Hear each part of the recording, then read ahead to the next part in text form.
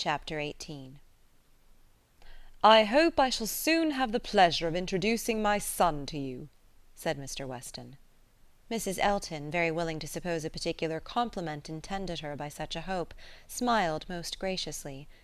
"You have heard of a certain Frank Churchill, I presume," he continued, "and know him to be my son, though he does not bear my name." "Oh, yes, and I shall be very happy in his acquaintance. I am sure Mr. Elton will lose no time in calling on him, and we shall both have great pleasure in seeing him at the vicarage." "You are very obliging. Frank will be extremely happy, I am sure. He is to be in town next week, if not sooner. We have notice of it in a letter to-day. I met the letters in my way this morning, and seeing my son's hand, presumed to open it, though it was not directed to me, it was to Mrs. Weston. She is his principal correspondent, I assure you. I hardly ever get a letter." "And so you absolutely opened what was directed to her? Oh, Mr. Weston," laughing affectedly, "I must protest against that. A most dangerous precedent indeed. I beg you will not let your neighbours follow your example. Upon my word, if this is what I am to expect, we married women must begin to exert ourselves. Oh, Mr. Weston, I could not have believed it of you." "Ay, we men are sad fellows. You must take care of yourself, Mrs. Elton. This letter tells us, it is a short letter, written in a hurry, merely to give us notice, it tells us that they are all coming up to town directly on Mrs. Churchill's account. She has not been well the whole winter, and thinks Enscombe too cold for her. So they are to all move southward without loss of time." "Indeed! From Yorkshire, I think. Is Enscombe in Yorkshire?" "Yes, they are about 190 miles from London, a considerable journey." "Yes, upon my word, very considerable. 65 miles farther than from Maple Grove to London. But what is distance, Mr. Weston, to people of large fortune? You would be amazed to hear how my brother, Mr. Suckling, sometimes flies about.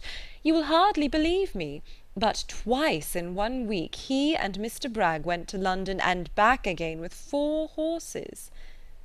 "The evil of the distance from Enscombe," said Mr. Weston, "is that Mrs. Churchill, as we understand, has not been able to leave the sofa for a week together. In Frank's last letter she complained, he said, of being too weak to get into her conservatory without having both his arm and his uncle's. This, you know, speaks a great degree of weakness, but now she is so impatient to be in town that she means to sleep only 2 nights on the road, so Frank writes word. Certainly delicate ladies have very extraordinary constitutions, Mrs. Elton, you must grant me that." "No, indeed, I shall grant you nothing. I always take the part of my own sex. I do indeed. I give you notice. You will find me a formidable antagonist on that point. I always stand up for women, and I assure you, if you knew how Selina feels with respect to sleeping at an inn, you would not wonder at Mrs. Churchill's making incredible exertions to avoid it. Selina says it is quite a horror to her, and I believe I have caught a little of her nicety. She always travels with her own sheets, an excellent precaution. Does Mrs. Churchill do the same?" "Depend upon it, Mrs. Churchill does everything that any other fine lady ever did. Mrs. Churchill will not be second to any lady in the land for—" Mrs. Elton eagerly interposed with, "Oh, Mr. Weston, do not mistake me. Selina is no fine lady, I assure you. Do not run away with such an idea." "Is not she? Then she is no rule for Mrs. Churchill, who is as thorough a fine lady as anybody ever beheld." Mrs. Elton began to think she had been wrong in disclaiming so warmly. It was by no means her object to have it believed that her sister was not a fine lady. Perhaps there was want of spirit in the pretence of it, and she was considering in what way she had best retract, when Mr. Weston went on. "Mrs. Churchill is not much in my good graces, as you may suspect, but this is quite between ourselves. She is very fond of Frank, and therefore I would not speak ill of her. Besides, she is out of health now, but that indeed by her own account she has always been. I would not say so to everybody, Mrs. Elton, but I have not much faith in Mrs. Churchill's illness." "If she is really ill, why not go to Bath, Mr. Weston? To Bath or to Clifton?" "She has taken it into her head that Enscombe is too cold for her. The fact is, I suppose, that she is tired of Enscombe. She has now been a longer time stationary there than she ever was before, and she begins to want change. It is a retired place. A fine place, but very retired." Ay, like Maple Grove, I dare say. Nothing can stand more retired from the road than Maple Grove, such an immense plantation all round it. You seem shut out from everything, in the most complete retirement, and Mrs. Churchill probably has not health or spirits like Selina to enjoy that sort of seclusion, or perhaps she may not have resources enough in herself to be qualified for a country life. I always say a woman cannot have too many resources, and I feel very thankful that I have so many myself as to be quite independent of society. Frank was here in February for a fortnight. So I remember to have heard. He will find an addition to the society of Highbury when he comes again. That is, if I may presume to call myself an addition. But perhaps he may never have heard of there being such a creature in the world. This was too loud a call for a compliment to be passed by, and Mr. Weston, with a very good grace, immediately exclaimed, "My dear madam, nobody but yourself can imagine such a thing possible. Not heard of you! I believe Mrs. Weston's letters lately have been full of very little else than Mrs. Elton." He had done his duty and could return to his son. "When Frank left us," continued he, "it was quite uncertain when we might see him again, which makes this day's news doubly welcome. It had been completely unexpected. That is, I always had a strong persuasion he would be here again soon. I was sure something favourable would turn up. But nobody believed me. He and Mrs. Weston were both dreadfully desponding. How could he contrive to come, and how could it be supposed that his uncle and aunt would spare him again, and so forth? I always felt that something would happen in our favour, and so it has, you see. I have observed, Mrs. Elton, in the course of my life, that if things are going untowardly one month, they are sure to mend the next." "Very true, Mr. Weston, perfectly true. It is just what I used to say to a certain gentleman in company in the days of courtship, when, because things did not go quite right, did not proceed with all the rapidity which suited his feelings, he was apt to be in despair, and exclaim that he was sure at this rate it would be May before Hymen's saffron robe would be put on for us.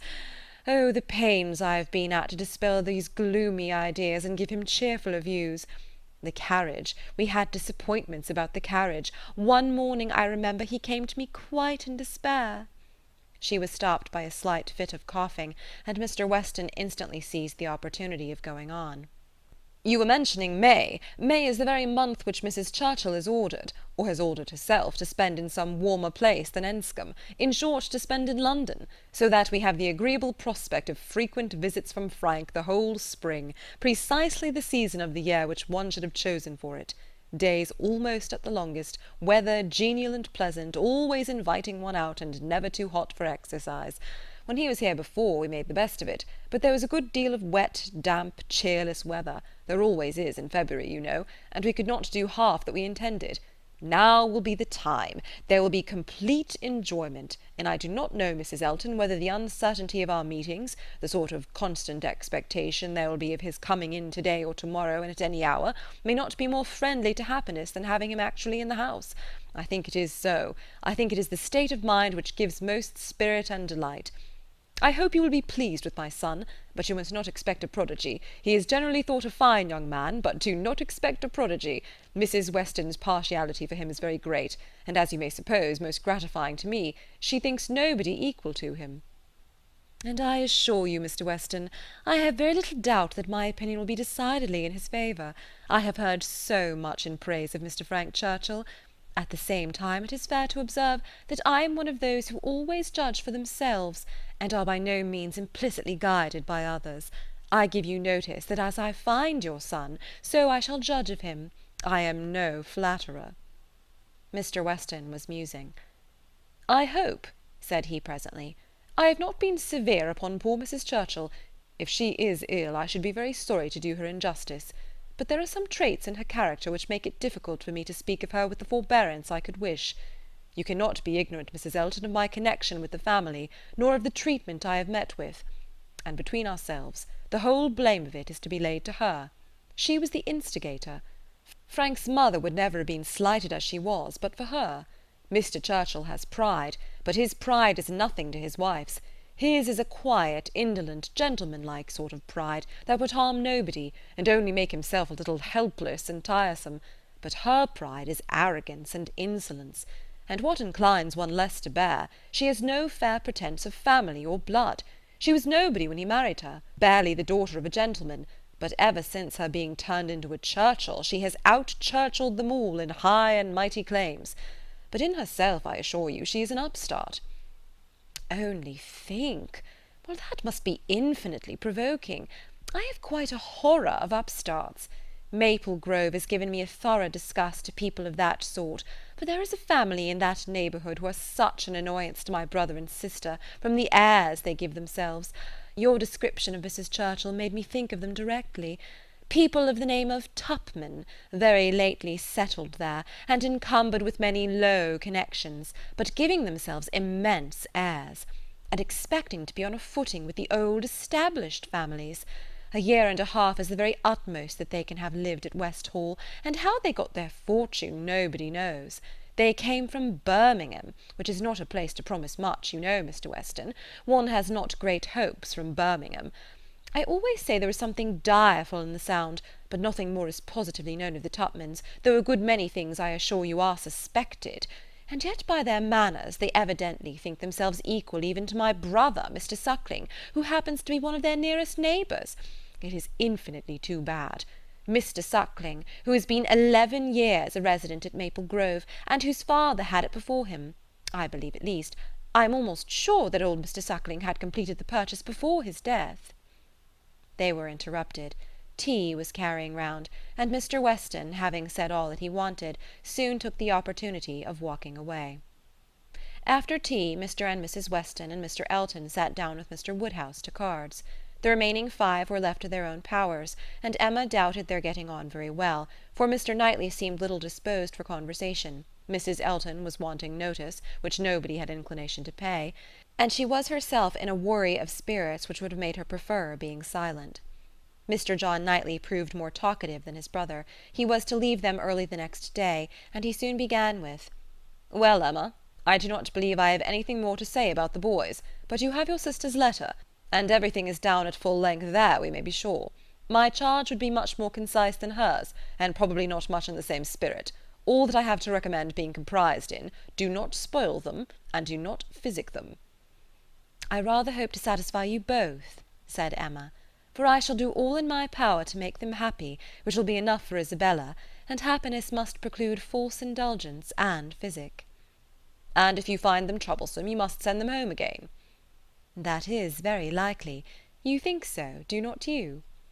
"I hope I am aware that they may be too noisy for your father, or even may be some encumbrance to you if your visiting engagements continue to increase as much as they have done lately." "Increase?" "Certainly. You must be sensible that the last half-year has made a great difference in your way of life." "Difference? No, indeed, I am not." "There can be no doubt of your being much more engaged with company than you used to be. Witness this very time. Here am I come down for one day only, and you are engaged with a dinner-party. When did it happen before, or anything like it? Your neighbourhood is increasing, and you mix more with it. A little while ago every letter to Isabella brought an account of fresh gaieties, dinners at Mr. Cole's, or balls at the Crown. The difference which Randalls alone, makes in your goings-on is very great." "Yes," said his brother quickly, "it is Randalls that does it all.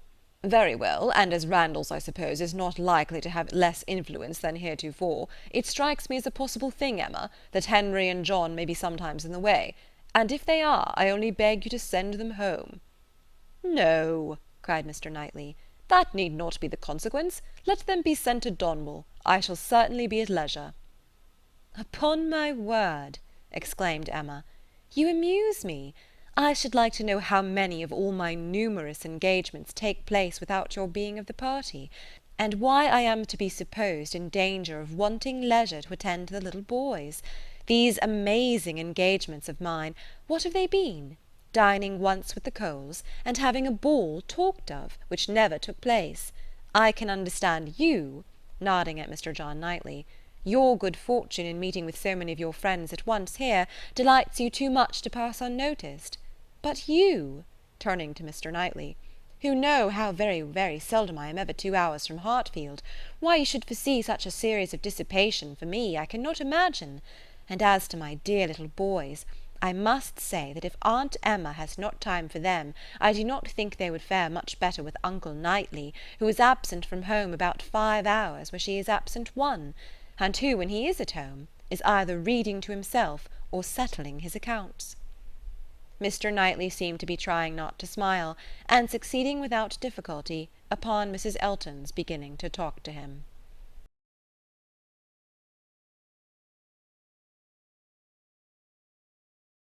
Volume 3, Chapter 1.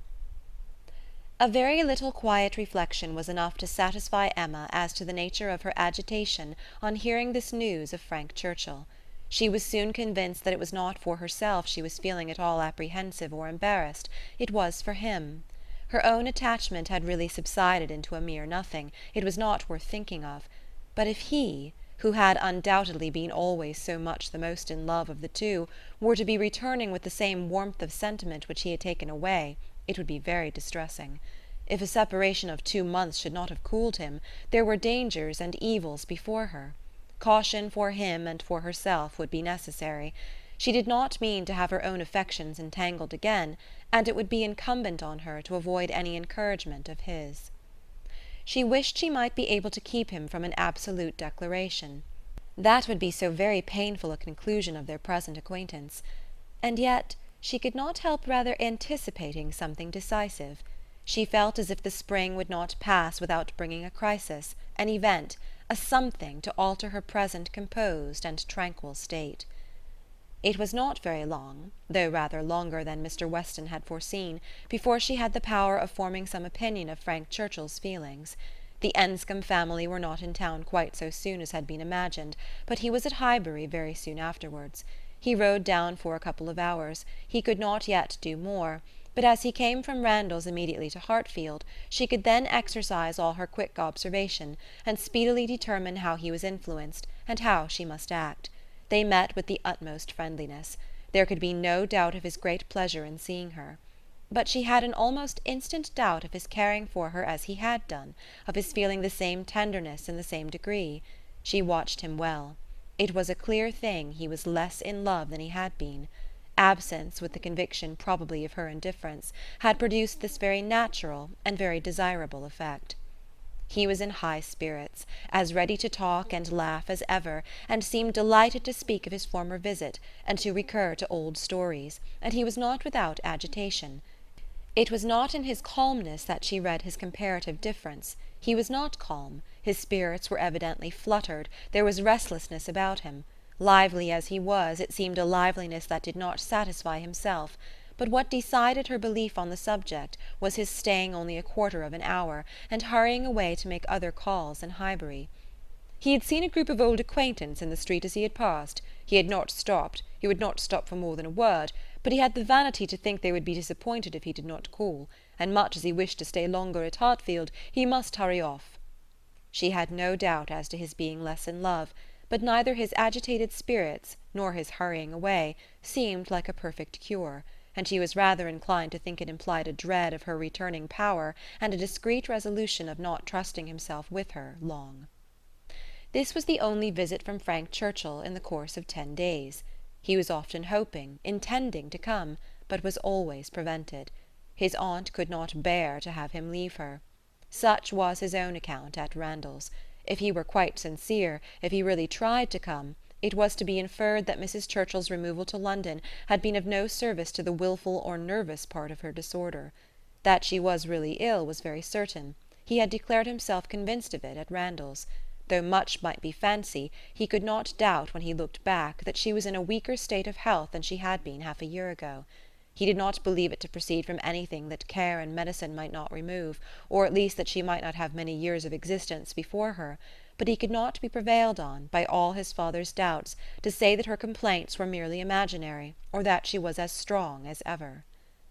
It soon appeared that London was not the place for her. She could not endure its noise. Her nerves were under continual irritation and suffering, and by the 10 days' end her nephew's letter to Randalls communicated a change of plan. They were going to remove immediately to Richmond. Mrs. Churchill had been recommended to the medical skill of an eminent person there, and had otherwise a fancy for the place. A ready furnished house in a favourite spot was engaged, and much benefit expected from the change.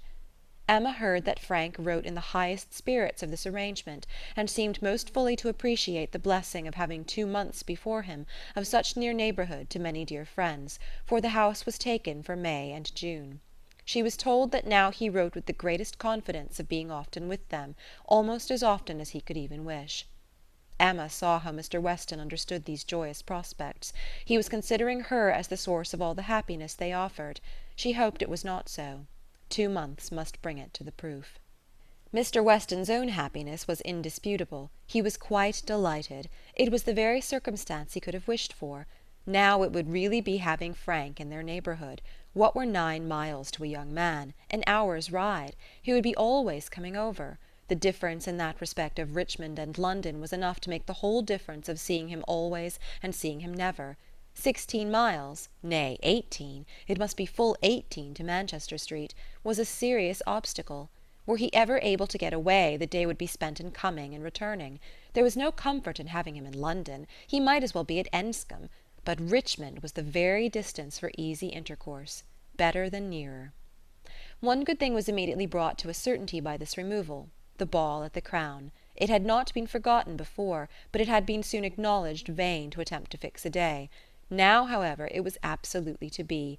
Every preparation was resumed, and very soon after the Churchills had removed to Richmond, a few lines from Frank, to say that his aunt felt already much better for the change, and that he had no doubt of being able to join them for 24 hours at any given time, induced them to name as early a day as possible. Mr. Weston's ball was to be a real thing.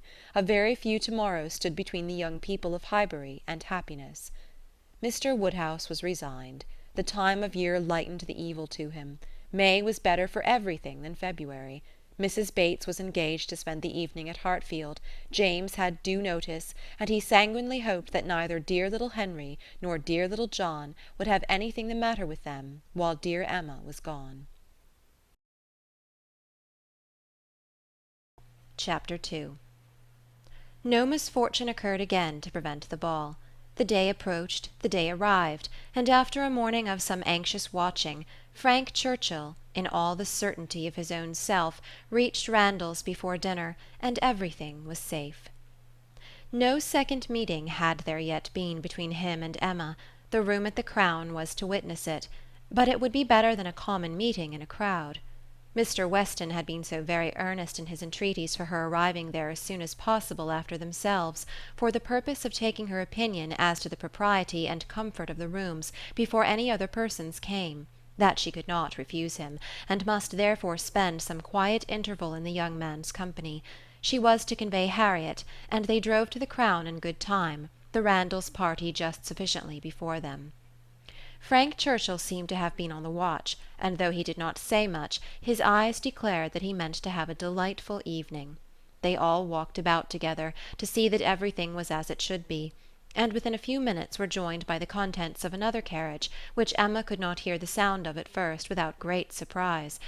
"So unreasonably early!" she was going to exclaim, but she presently found that it was a family of old friends, who were coming, like herself, by a particular desire to help Mr. Weston's judgment, and they were so very closely followed by another carriage of cousins, who had been entreated to come early with the same distinguishing earnestness on the same errand, that it seemed as if half the company might soon be collected together for the purpose of preparatory inspection. Emma perceived that her taste was not the only taste on which Mr. Weston depended, and felt that to be the favourite and intimate of a man who had so many intimates and confidants was not the very first distinction in the scale of vanity. She liked his open manners, but a little less of open-heartedness would have made him a higher character. General benevolence, but not general friendship, made a man what he ought to be. She could fancy such a man.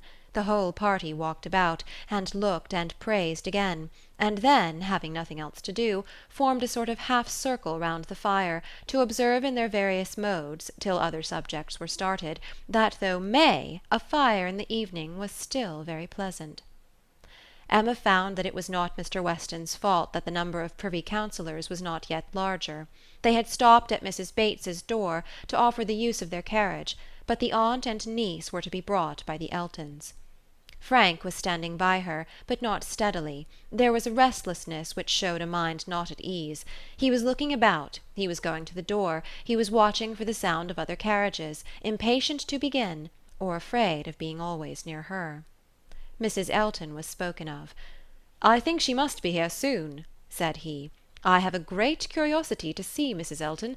I have heard so much of her. It cannot be long, I think, before she comes."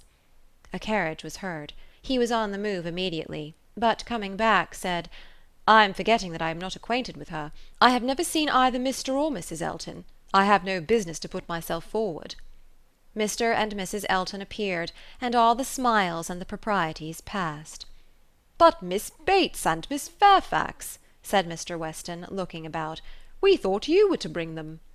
The mistake had been slight. The carriage was sent for them now. Emma longed to know what Frank's first opinion of Mrs. Elton might be, how he was affected by the studied elegance of her dress, and her smiles of graciousness. He was immediately qualifying himself to form an opinion by giving her very proper attention after the introduction had passed. In a few minutes the carriage returned. Somebody talked of rain. "I will see that there are umbrellas, sir," said Frank to his father. "Miss Bates must not be forgotten." And away he went.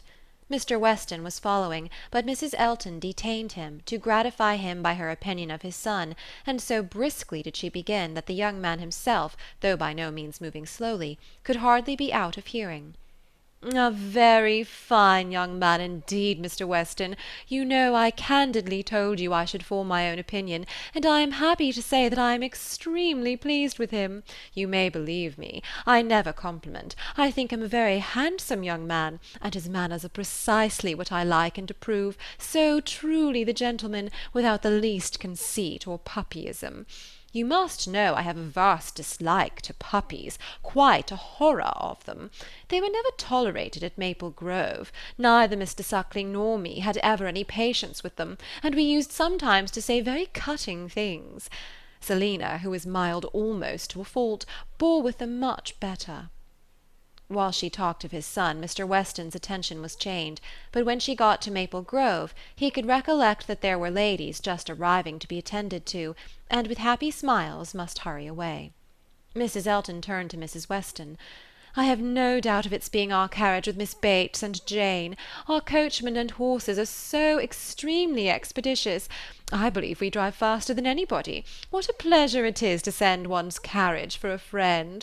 I understand you were so kind as to offer, but another time it will be quite unnecessary. You may be very sure I shall always take care of them."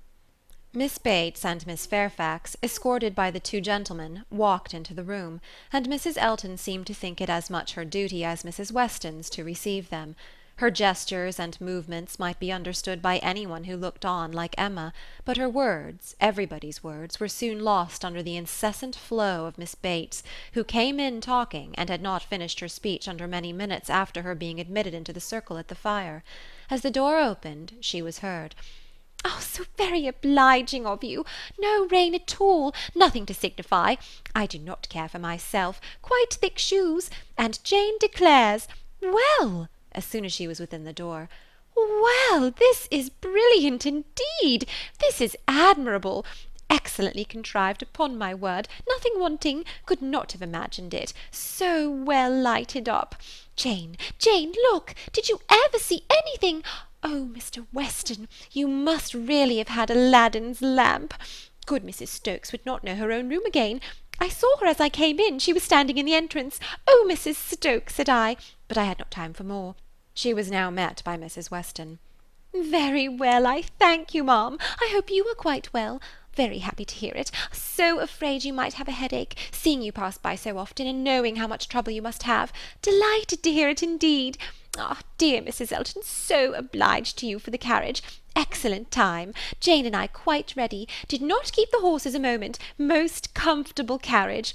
Oh, and I am sure our thanks are due to you, Mrs. Weston, on that score. Mrs. Elton had most kindly sent Jane a note, or we should have been. But 2 such offers in one day! Never were such neighbours. I said to my mother, upon my word, ma'am, "Thank you, my mother is remarkably well, gone to Mr. Woodhouse's. I made her take her shawl, for the evenings are not warm, her large new shawl, Mrs. Dixon's wedding present, so kind of her to think of my mother, bought at Weymouth, you know, Mr. Dixon's choice. There were 3 others, Jane says, which they hesitated about some time. Colonel Campbell rather preferred an olive. My dear Jane, are you sure you did not wet your feet? It was but a drop or 2, but I am so afraid. But Mr. Frank Churchill was so extremely, and there was a mat to step upon. I shall never forget his extreme politeness. Oh, Mr. Frank Churchill, I must tell you my mother's spectacles have never been in fault since. The rivet never came out again. My mother often talks of your good nature, does not she, Jane? Do we not often talk of Mr. Frank Churchill? Ah, here's Miss Woodhouse. Dear Miss Woodhouse, how do you do? Very well, I thank you, quite well. This is meeting quite in fairyland. Such a transformation. Must not compliment, I know. Eyeing Emma most complacently. That would be rude, but upon my word, Miss Woodhouse, you do look. How do you like Jane's hair? You are a judge. She did it all herself. Quite wonderful how she does her hair. No hairdresser from London, I think, could. Ah, Dr. Hughes, I declare, and Mrs. Hughes. Must go and speak to Dr. and Mrs. Hughes for a moment. How do you do? How do you do? Very well, I thank you. This is delightful, is it not? Where's dear Mr. Richard? Oh, there he is. Don't disturb him. Much better employed talking to the young ladies. How do you do, Mr. Richard? I saw you the other day as you rode through the town. Mrs. Otway, I protest! And good Mr. Otway, and Miss Otway, and Miss Caroline! Such a host of friends! And Mr. George and Mr. Arthur, how do you do? How do you do? Quite well, I am much obliged to you. Never better. Don't I hear another carriage? Who can this be? Oh, very likely the worthy Coles. Upon my word, this is charming to be standing out among such friends, and such a noble fire. I am quite roasted. No coffee, I thank you, for me never take coffee. A little tea, if you please, sir, by and by. No hurry. Oh, here it comes. Everything's so good. Frank Churchill returned to his station by Emma, and as soon as Miss Bates was quiet, she found herself necessarily overhearing the discourse of Mrs. Elton and Miss Fairfax, who were standing a little way behind her. He was thoughtful. Whether he were overhearing too, she could not determine. After a good many compliments to Jane on her dress and look, compliments very quietly and properly taken, Mrs. Elton was evidently wanting to be complimented herself, and it was, "How do you like my gown? How do you like my trimming? How has Wright done my hair?" with many other relative questions, all answered with patient politeness. Mrs. Elton then said, "Nobody can think less of dress in general than I do, but upon such an occasion as this, when everybody's eyes are so much upon me, and in compliment to the Westons, who I have no doubt are giving this ball chiefly to do me honour, I would not wish to be inferior to others, and I see very few pearls in the room except mine. So Frank Churchill is a capital dancer, I understand. We shall see if our styles suit. A fine young man certainly is Mr. Frank Churchill. I like him very well." At this moment Frank began talking so vigorously that Emma could not but imagine he had overheard his own praises, and did not want to hear more. And the voices of the ladies were drowned for a while, till another suspension brought Mrs. Elton's tones again distinctly forward. Mr. Elton had just joined them, and his wife was exclaiming, "Oh, so you have found us out at last, have you, in our seclusion? I was this moment telling Jane I thought you would begin to be impatient for tidings of us." "Jane," repeated Frank Churchill with a look of surprise and displeasure. "That is easy, but Miss Fairfax does not disapprove it, I suppose." "How do you like Mrs. Elton?" said Emma in a whisper. "Not at all." "You are ungrateful." "Ungrateful? What do you mean?" Then changing from a frown to a smile, "No, do not tell me. I do not want to know what you mean. Where is my father? When are we to begin dancing?" Emma could hardly understand him. He seemed in an odd humour. He walked off to find his father, but was quickly back again with both Mr. and Mrs. Weston. He had met with them in a little perplexity which must be laid before Emma. It had just occurred to Mrs. Weston that Mrs. Elton must be asked to begin the ball, that she would expect it, which interfered with all their wishes of giving Emma that distinction. Emma heard the sad truth with fortitude. "And what are we to do for a proper partner for her?" said Mr. Weston. "She will think Frank ought to ask her." Frank turned instantly to Emma, to claim her former promise, and boasted himself an engaged man, which his father looked his most perfect approbation of, and it then appeared that Mrs. Weston was wanting him to dance with Mrs. Elton himself, and that their business was to help to persuade him into it, which was done pretty soon. Mr. Weston and Mrs. Elton led the way, Mr. Frank Churchill and Miss Woodhouse followed. Emma must submit to stand second to Mrs. Elton, though she had always considered the ball as peculiarly for her. It was almost enough to make her think of marrying. Mrs. Elton had undoubtedly the advantage, at this time, in vanity completely gratified, for though she had intended to begin with Frank Churchill, she could not lose by the change. Mr. Weston might be his son's superior. In spite of this little rub, however, Emma was smiling with enjoyment, delighted to see the respectable length of the set as it was forming, and to feel that she had so many hours of unusual festivity before her. She was more disturbed by Mr. Knightley's not dancing than anything else. There he was, among the standers-by, where he ought not to be. He ought to be dancing, not classing himself with the husbands and fathers and whist-players who were pretending to feel an interest in the dance till their rubbers were made up, so young as he looked. He could not have appeared to greater advantage, perhaps, anywhere, than where he had placed himself. His tall, firm, upright figure, among the bulky forms and stooping shoulders of the elderly men, was such as Emma felt must draw everybody's eyes, and excepting her own partner, there was not one among the whole row of young men who could be compared with him. He moved a few steps nearer, and those few steps were enough to prove in how gentlemanlike a manner, with what natural grace, he must have danced, would he but take the trouble. Whenever she caught his eye, she forced him to smile, but in general he was looking grave. She wished he could love a ballroom better, and could like Frank Churchill better. He seemed often observing her. She must not flatter herself that he thought of her dancing, but if he were criticizing her behaviour, she did not feel afraid. There was nothing like flirtation between her and her partner. They seemed more like cheerful, easy friends than lovers. That Frank Churchill thought less of her than he had done was indubitable. The ball proceeded pleasantly. The anxious cares, the incessant attentions of Mrs. Weston were not thrown away. Everybody seemed happy, and the praise of being a delightful ball, which is seldom bestowed till after a ball has ceased to be, was repeatedly given in the very beginning of the existence of this. Of very important, recordable events, it was not more productive than such meetings usually are.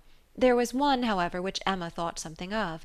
The 2 last dances before supper were begun, and Harriet had no partner, the only young lady sitting down, and so equal had been hitherto the number of dancers, that how there could be anyone disengaged was the wonder. But Emma's wonder lessened soon afterwards on seeing Mr. Elton sauntering about. He would not ask Harriet to dance if it were possible to be avoided. She was sure he would not, and she was expecting him every moment to escape into the card-room. Escape, however, was not his plan. He came to the part of the room where the sitters-by were collected, spoke to some, and walked about in front of them, as if to show his liberty, and his resolution of maintaining it.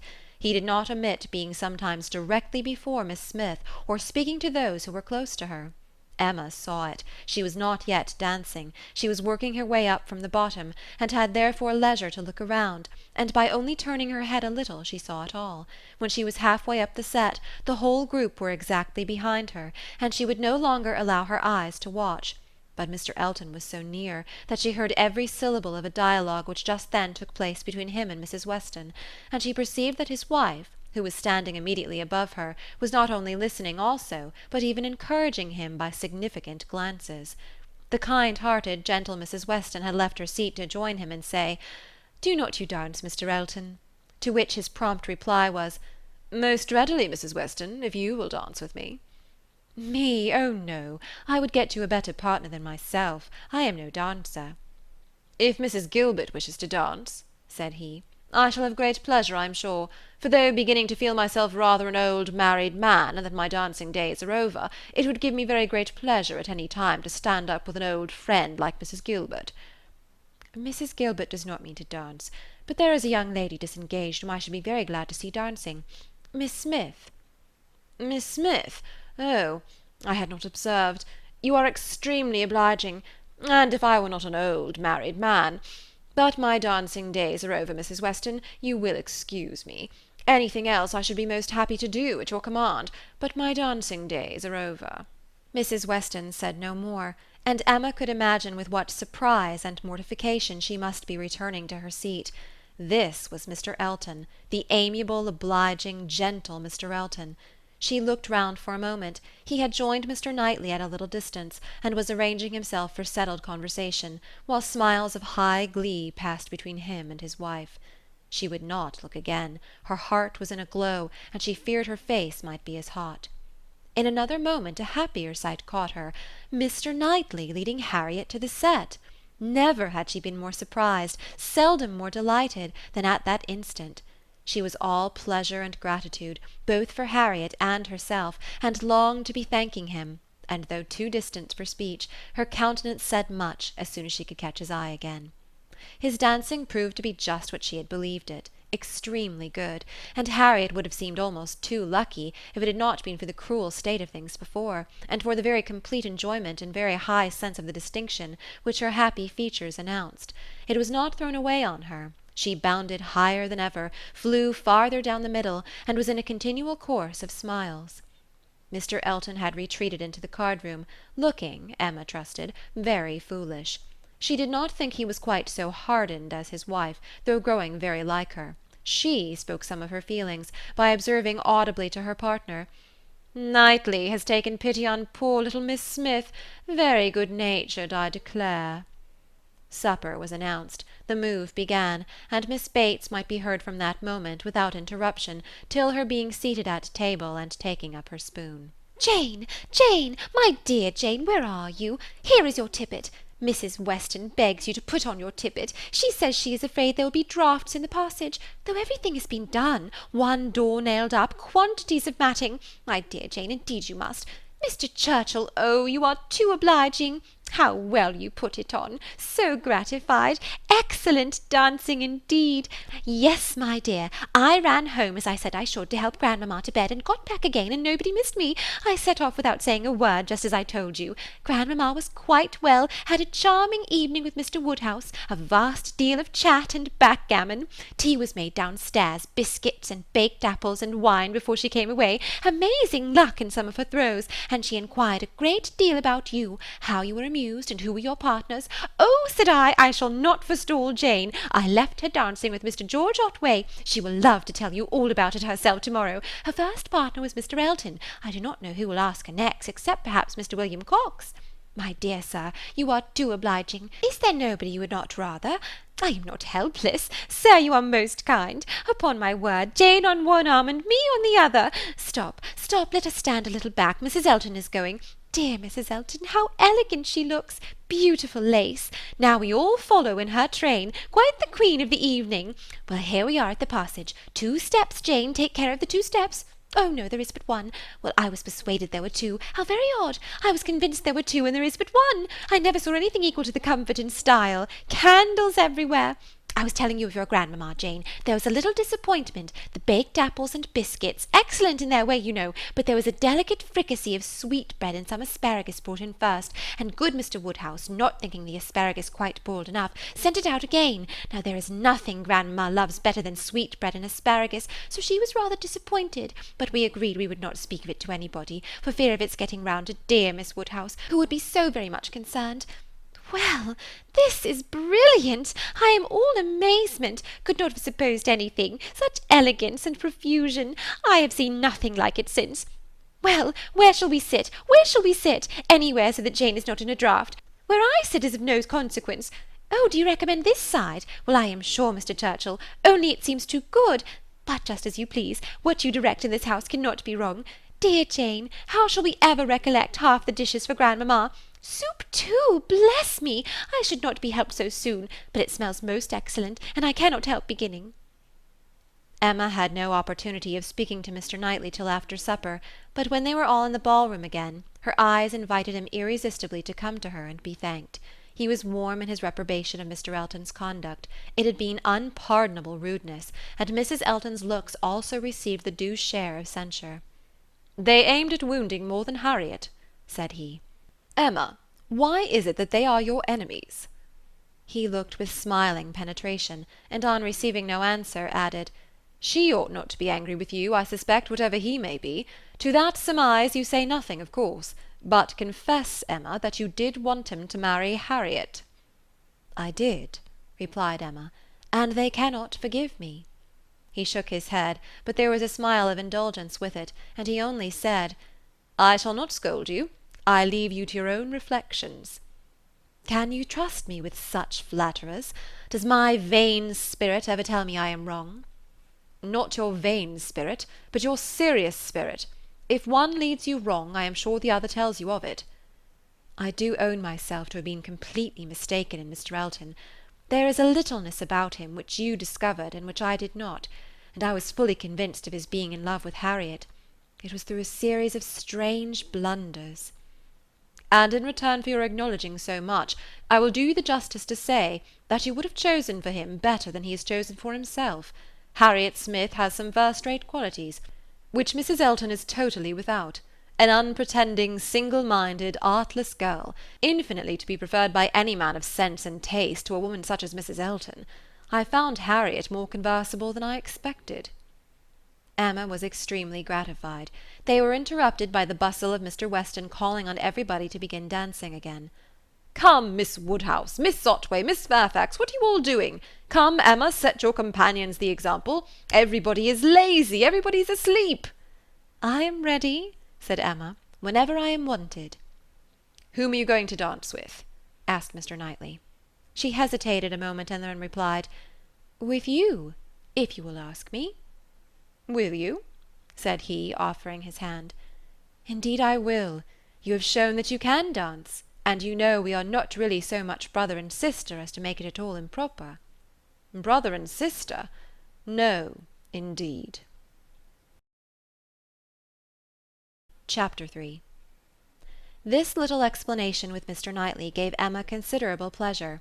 It was one of the agreeable recollections of the ball, which she walked about the lawn next morning to enjoy. She was extremely glad that they had come to so good an understanding respecting the Eltons, and that their opinions of both husband and wife were so much alike, and his praise of Harriet, his concession in her favour, was peculiarly gratifying. The impertinence of the Eltons, which for a few minutes had threatened to ruin the rest of her evening, had been the occasion of some of its highest satisfactions, and she looked forward to another happy result, the cure of Harriet's infatuation.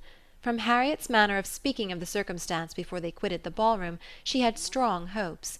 It seemed as if her eyes were suddenly opened, and she were enabled to see that Mr. Elton was not the superior creature she had believed him. The fever was over, and Emma could harbour little fear of the pulse being quickened again by injurious courtesy. She depended on the evil feelings of the Eltons for supplying all the discipline of pointed neglect that could be farther requisite. Harriet rational, Frank Churchill not too much in love, and Mr. Knightley not wanting to quarrel with her, how very happy a summer must be before her. She was not to see Frank Churchill this morning. He had told her that he could not allow himself the pleasure of stopping at Hartfield, as he was to be at home by the middle of the day. She did not regret it. Having arranged all these matters, looked them through, and put them all to rights, she was just turning to the house with spirits freshened up for the demands of the two little boys, as well as of their grandpapa, when the great iron sweep-gate opened, and two persons entered whom she had never less expected to see together. Frank Churchill, with Harriet leaning on his arm. Actually Harriet! A moment sufficed to convince her that something extraordinary had happened. Harriet looked white and frightened, and he was trying to cheer her. The iron gates and the front door were not 20 yards asunder. They were all three soon in the hall, and Harriet, immediately sinking into a chair, fainted away. A young lady who faints must be recovered, questions must be answered, and surprises be explained. Such events are very interesting, but the suspense of them cannot last long. A few minutes made Emma acquainted with the whole. Miss Smith and Miss Bickerton, another parlour boarder at Mrs. Goddard's, who had been also at the ball, had walked out together, and taken a road, the Richmond road, which, though apparently public enough for safety, had led them into alarm. About half a mile beyond Highbury, making a sudden turn, and deeply shaded by elms on each side, it became for a considerable stretch very retired, and when the young ladies had advanced some way into it, they had suddenly perceived at a small distance before them, on a broader patch of greensward by the side, a party of gipsies. A child on the watch came towards them to beg, and Miss Bickerton, excessively frightened, gave a great scream, and calling on Harriet to follow her, ran up a steep bank, cleared a slight hedge at the top, and made the best of her way by a short cut back to Highbury. But poor Harriet could not follow. She had suffered very much from cramp after dancing, and her first attempt to mount the bank brought on such a return of it as made her absolutely powerless, and in this state, and exceedingly terrified, she had been obliged to remain.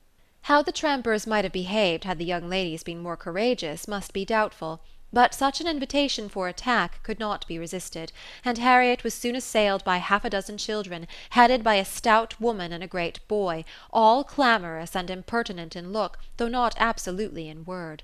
More and more frightened, she immediately promised them money, and taking out her purse, gave them a shilling, and begged them to not want more or to use her ill.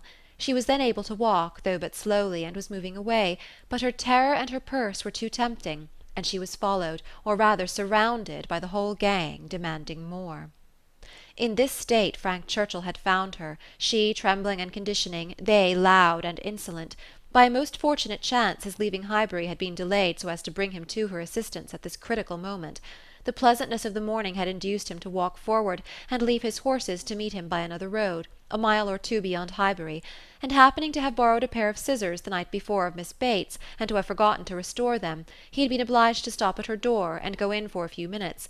He was therefore later than he had intended, and being on foot, was unseen by the whole party till almost close to them.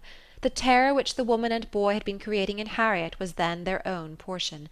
He had left them completely frightened, and Harriet, eagerly clinging to him, and hardly able to speak, had just strength enough to reach Hartfield before her spirits were quite overcome.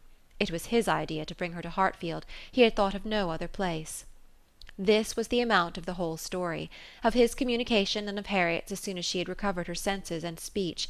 He dared not stay longer than to see her well. These several delays left him not another minute to lose, and Emma engaging to give assurance of her safety to Mrs. Goddard, and notice of there being such a set of people in the neighbourhood to Mr. Knightley, he set off, with all the grateful blessings that she could utter for her friend and herself. Such an adventure as this, a fine young man and a lovely young woman thrown together in such a way, could hardly fail of suggesting certain ideas to the coldest heart and the steadiest brain. So Emma thought, at least.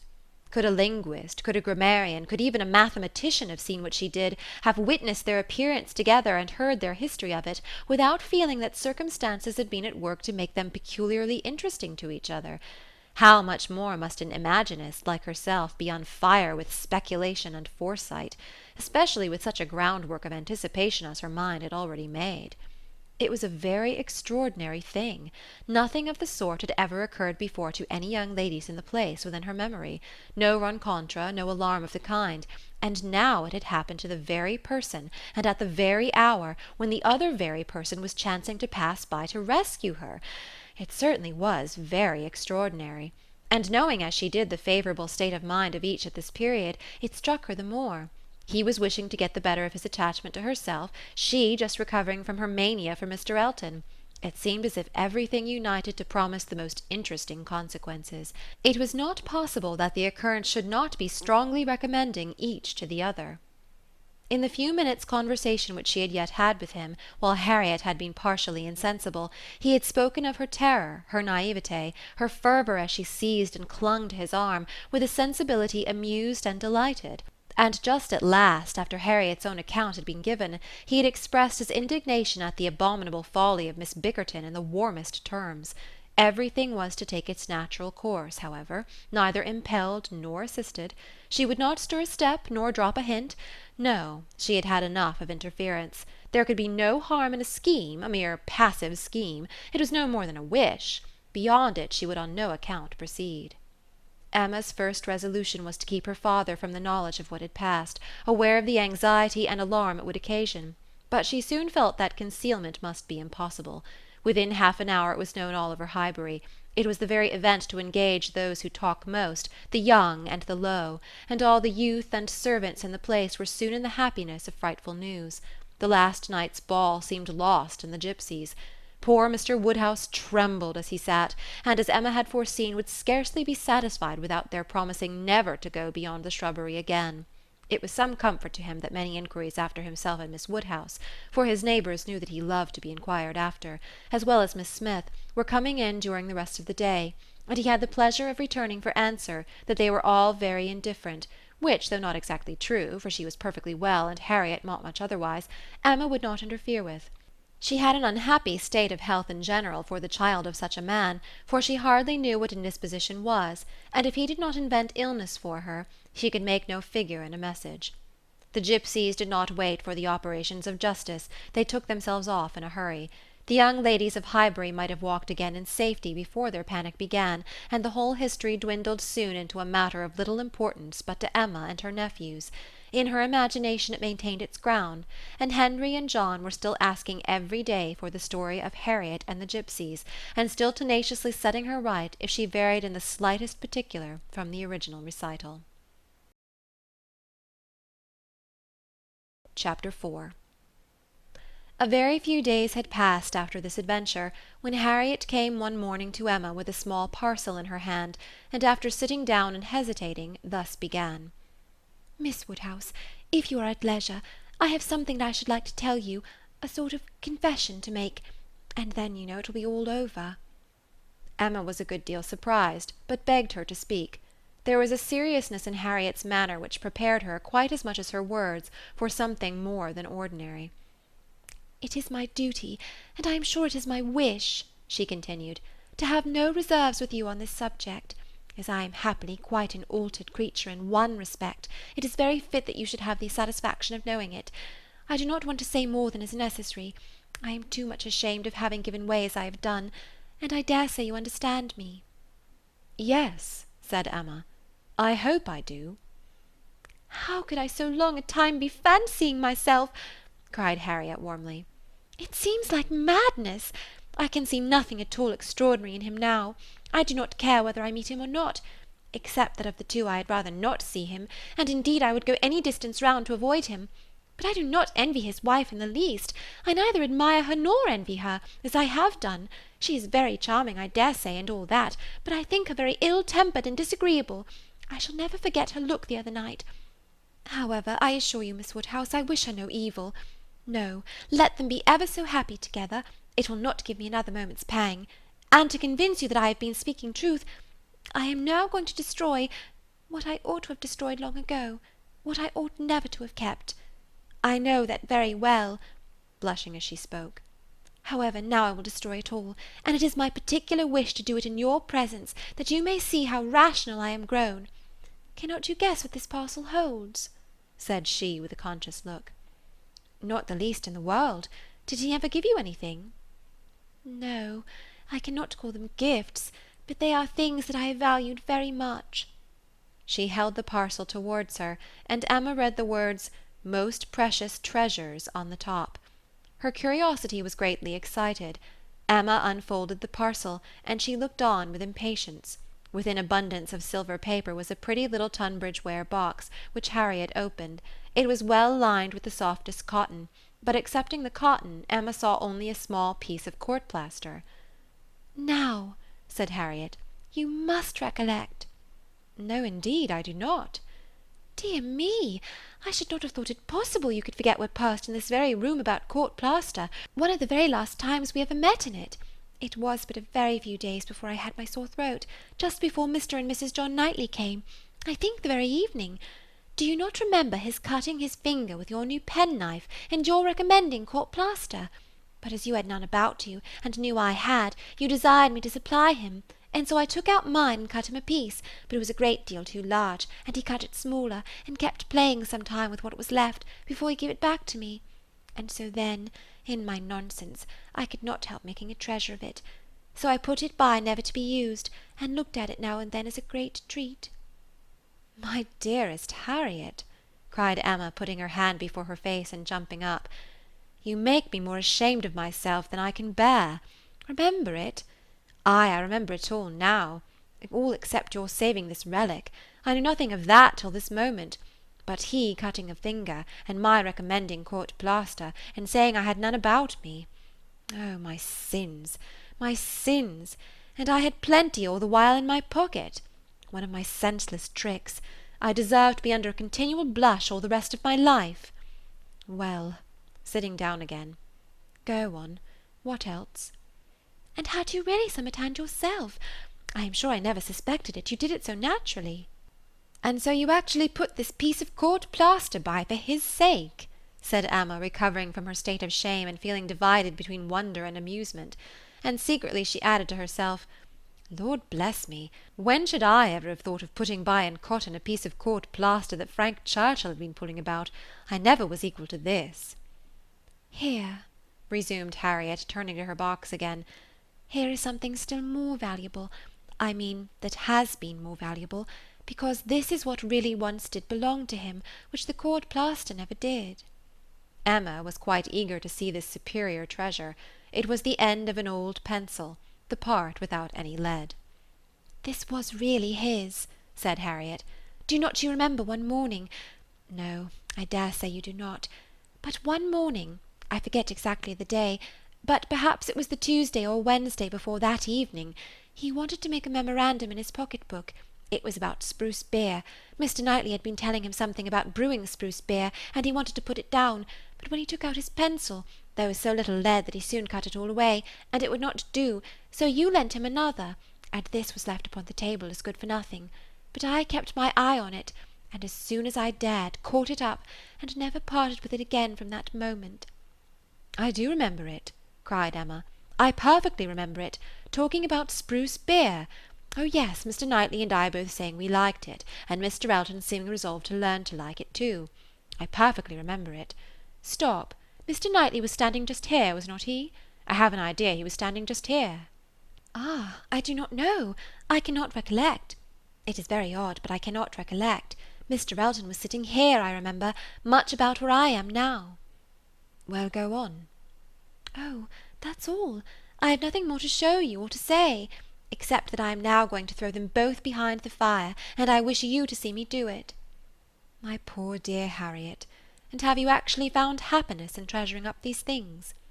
"Yes, simpleton as I was, but I am quite ashamed of it now, and wish I could forget as easily as I can burn them. It was very wrong of me, you know, to keep any remembrances after he was married. I knew it was, but had not resolution enough to part with them." "But, Harriet, is it necessary to burn the court plaster? I have not a word to say for the bit of old pencil, but the court plaster might be useful." "I shall be happier to burn it," replied Harriet. "It has a disagreeable look to me. I must get rid of everything. There it goes, and there is an end, thank heaven, of Mr. Elton." "And when," thought Emma, "will there be a beginning of Mr. Churchill?"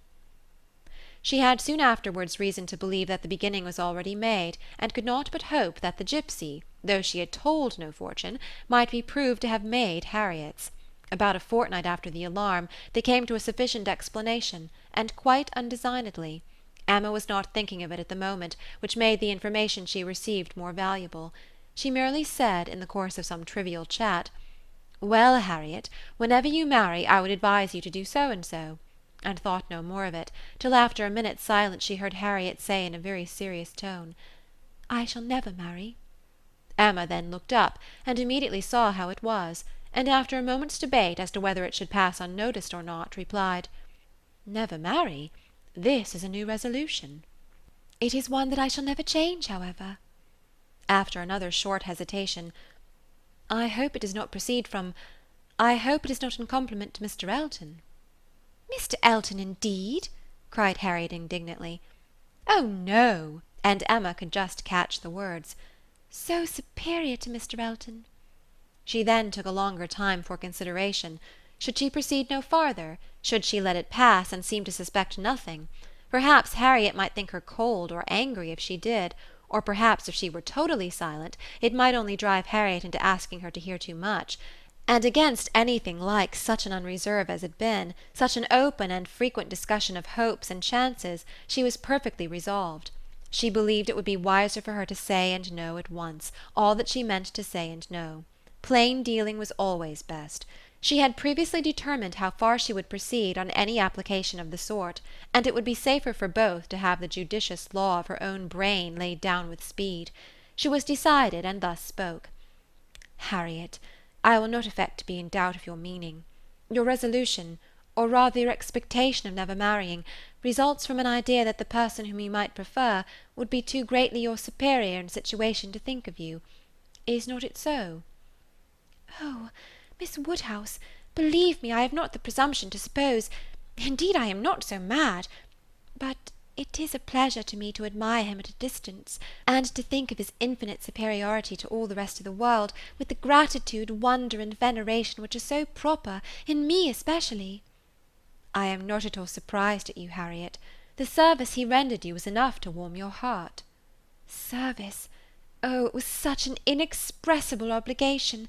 The very recollection of it, and all that I felt at the time, when I saw him coming, his noble look, and my wretchedness before, such a change, in one moment such a change, from perfect misery to perfect happiness! It is very natural, it is natural, and it is honourable, yes, honourable, I think, to choose so well and so gratefully. But that it will be a fortunate preference is more than I can promise. I do not advise you to give way to it, Harriet. I do not by any means engage for its being returned. Consider what you are about. Perhaps it will be wisest in you to check your feelings while you can. At any rate, do not let them carry you far, unless you are persuaded of his liking you. Be observant of him. Let his behaviour be the guide of your sensations. I give you this caution now, because I shall never speak to you again on the subject. I am determined against all interference. Henceforward I know nothing of the matter. Let no name ever pass our lips. We were very wrong before. We will be cautious now. He is your superior, no doubt, and there do seem objections and obstacles of a very serious nature. But yet, Harriet, more wonderful things have taken place. There have been matches of greater disparity. But take care of yourself. I would not have you too sanguine, though, however it may end, be assured your raising your thoughts to him is a mark of good taste which I shall always know how to value. Harriet kissed her hand in silent and submissive gratitude. Emma was very decided in thinking such an attachment no bad thing for her friend. Its tendency would be to raise and refine her mind, and it must be saving her from the danger of degradation. Chapter 5. In this state of schemes and hopes and connivance, June opened upon Hartfield.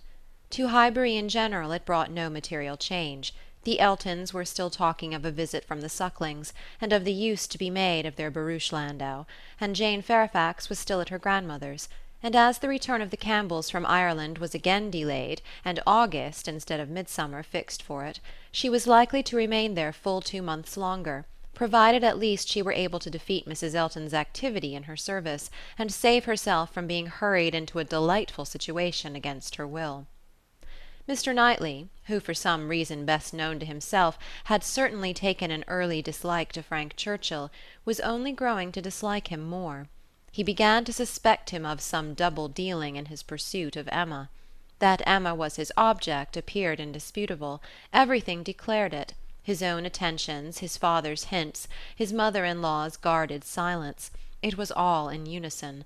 Words, conduct, discretion, and indiscretion told the same story. But while so many were devoting him to Emma, and Emma herself making him over to Harriet, Mr. Knightley began to suspect him of some inclination to trifle with Jane Fairfax.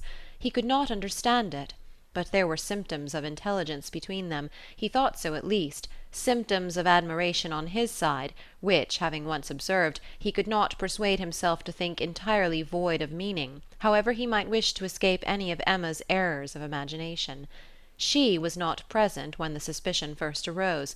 He was dining with the Randalls family, and Jane at the Eltons, and he had seen a look, more than a single look, at Miss Fairfax, which from the admirer of Miss Woodhouse seemed somewhat out of place.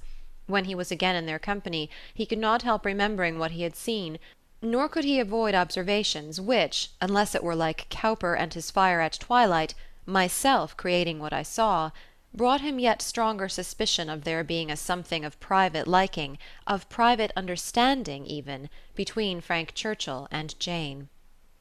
He walked up one day after dinner, as he very often did, to spend his evening at Hartfield. Emma and Harriet were going to walk, he joined them, and on returning they fell in with a larger party, who like themselves judged it wisest to take their exercise early, as the weather threatened rain.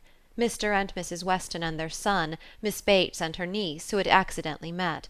They all united, and on reaching Hartfield gates, Emma, who knew it was exactly the sort of visiting that would be welcome to her father, pressed them all to go in and drink tea with him. The Randalls party agreed to it immediately, and after a pretty long speech from Miss Bates, which few persons listened to, she also found it possible to accept dear Miss Woodhouse's most obliging invitation. As they were turning into the grounds, Mr. Perry passed by on horseback. The gentleman spoke of his horse. "By the by," said Frank Churchill to Mrs. Weston presently, "what became of Mr. Perry's plan of setting up his carriage?" Mrs. Weston looked surprised, and said, "I did not know that he ever had any such plan." "Nay, I had it from you. You wrote me word of it 3 months ago." "Me? Impossible." "Indeed you did. I remember it perfectly. You mentioned it as what was certainly to be very soon. Mrs. Perry had told somebody, and was extremely happy about it. It was owing to her persuasion, as she thought his being out in bad weather did him a great deal of harm. You must remember it now." "Upon my word, I never heard of it till this moment." "Never? Really never? Bless me, how could it be? Then I must have dreamt it. But I was completely persuaded. Miss Smith, you walk as if you were tired. You will not be sorry to find yourself at home." "What is this? What is this?" cried Mr. Weston. "About Perry in a carriage? Is Perry going to set up his carriage, Frank? I am glad he can afford it. You had it from himself, had you?" "No, sir," replied his son, laughing. "I seem to have had it from nobody. Very odd. I really was persuaded of Mrs. Weston's having mentioned it in one of her letters to Enscombe many weeks ago, with all these particulars. But as she declares she never heard a syllable of it before, of course it must have been a dream. I am a great dreamer. I dream of everybody at Highbury when I am away, and when I have gone through my particular friends, then I begin dreaming of Mr. and Mrs. Perry." "It is odd, though," observed his father, "that you should have had such a regular connected dream about people whom it was not very likely you should be thinking of at Enscombe. Perry setting up his carriage, and his wife's persuading him to it, out of care for his health. Just what will happen, I have no doubt, some time or other, only a little premature. What an air of probability sometimes runs through a dream, and at others what a heap of absurdities it is. Well, Frank, your dream certainly shows that Highbury is in your thoughts when you are absent. Emma, you are a great dreamer, I think." Emma was out of hearing. She had hurried on before her guests to prepare her father for their appearance, and was beyond the reach of Mr. Weston's hint. "Why, to own the truth," cried Miss Bates, who had been trying in vain to be heard the last 2 minutes, "if I must speak on this subject, there is no denying that Mr. Frank Churchill might have— I do not mean to say he did not dream it. I am sure I have sometimes the oddest dreams in the world, but if I am questioned about it, I must acknowledge that there was such an idea last spring, for Mrs. Perry herself mentioned it to my mother, and the Coles knew of it as well as ourselves. But it was quite a secret, known to nobody else, and only thought of about 3 days ago. Mrs. Perry was very anxious that he should have a carriage, and came to my mother in great spirits one morning, because she thought she had prevailed. Jane, don't you remember grandmamma's telling us of it when we got home? I forget where we had been walking to. Very likely to Randalls. Yes, I think it was to Randalls. Mrs. Perry was always particularly fond of my mother. Indeed, I do not know who is not. And she had mentioned it to her in confidence. She had no objection to her telling us, of course, but it was not to go beyond. And from that day to this, I never mentioned it to a soul that I know of. At the same time, I will not positively answer for my never having dropped a hint, because I know I do sometimes pop out a thing before I am aware. I am a talker, you know. I am rather a talker, and now and then I have let a thing escape me which I should not. I am not like Jane. I wish I were. I will answer for it she never betrayed the least thing in the world. Where is she? Oh, just behind. Perfectly remember Mrs. Perry's coming. Extraordinary dream indeed." They were entering the hall. Mr. Knightley's eyes had preceded Miss Bates's in a glance at Jane. From Frank Churchill's face, where he thought he saw confusion suppressed or laughed away, he had involuntarily turned to hers, but she was indeed behind and too busy with her shawl. Mr. Weston had walked in. The other 2 gentlemen waited at the door to let her pass. Mr. Knightley suspected in Frank Churchill the determination of catching her eye. He seemed watching her intently. In vain, however, if it were so. Jane passed between them into the hall, and looked at neither. There was no time for farther remark or explanation. The dream must be borne with, and Mr. Knightley must take his seat with the rest round the large modern circular table which Emma had introduced at Hartfield, and which none but Emma could have had power to place there and persuade her father to use, instead of the small-sized Pembroke on which 2 of his daily meals had, for 40 years, been crowded. Tea passed pleasantly, but nobody seemed in a hurry to move. "Miss Woodhouse," said Frank Churchill, after examining a table behind him, which he could reach as he sat, Have your nephews taken away their alphabets, their box of letters? It used to stand here. Where is it? This is a sort of dull-looking evening that ought to be treated rather as winter than summer. We had great amusement with those letters one morning. I want to puzzle you again." Emma was pleased with the thought, and producing the box, the table was quickly scattered over with alphabets, which no one seemed so much disposed to employ as their two selves. They were rapidly forming words for each other, or for anybody else who would be puzzled. The quietness of the game made it particularly eligible for Mr. Woodhouse, who had often been distressed by the more animated sort, which Mr. Weston had occasionally introduced, and who now sat happily occupied in lamenting, with tender melancholy, over the departure of the "poor little boys," or in fondly pointing out, as he took up any stray letter near him, how beautifully Emma had written it. Frank Churchill placed a word before Miss Fairfax. She gave a slight glance round the table, and applied herself to it. Frank was next to Emma, Jane opposite to them, and Mr. Knightley so placed as to see them all, and it was his object to see as much as he could, with as little apparent observation. The word was discovered, and with a faint smile pushed away. If meant to be immediately mixed with the others, and buried from sight, she should have looked on the table instead of looking just across, for it was not mixed, and Harriet, eager after every fresh word, and finding out none, directly took it up, and fell to work. She was sitting by Mr. Knightley, and turned to him for help.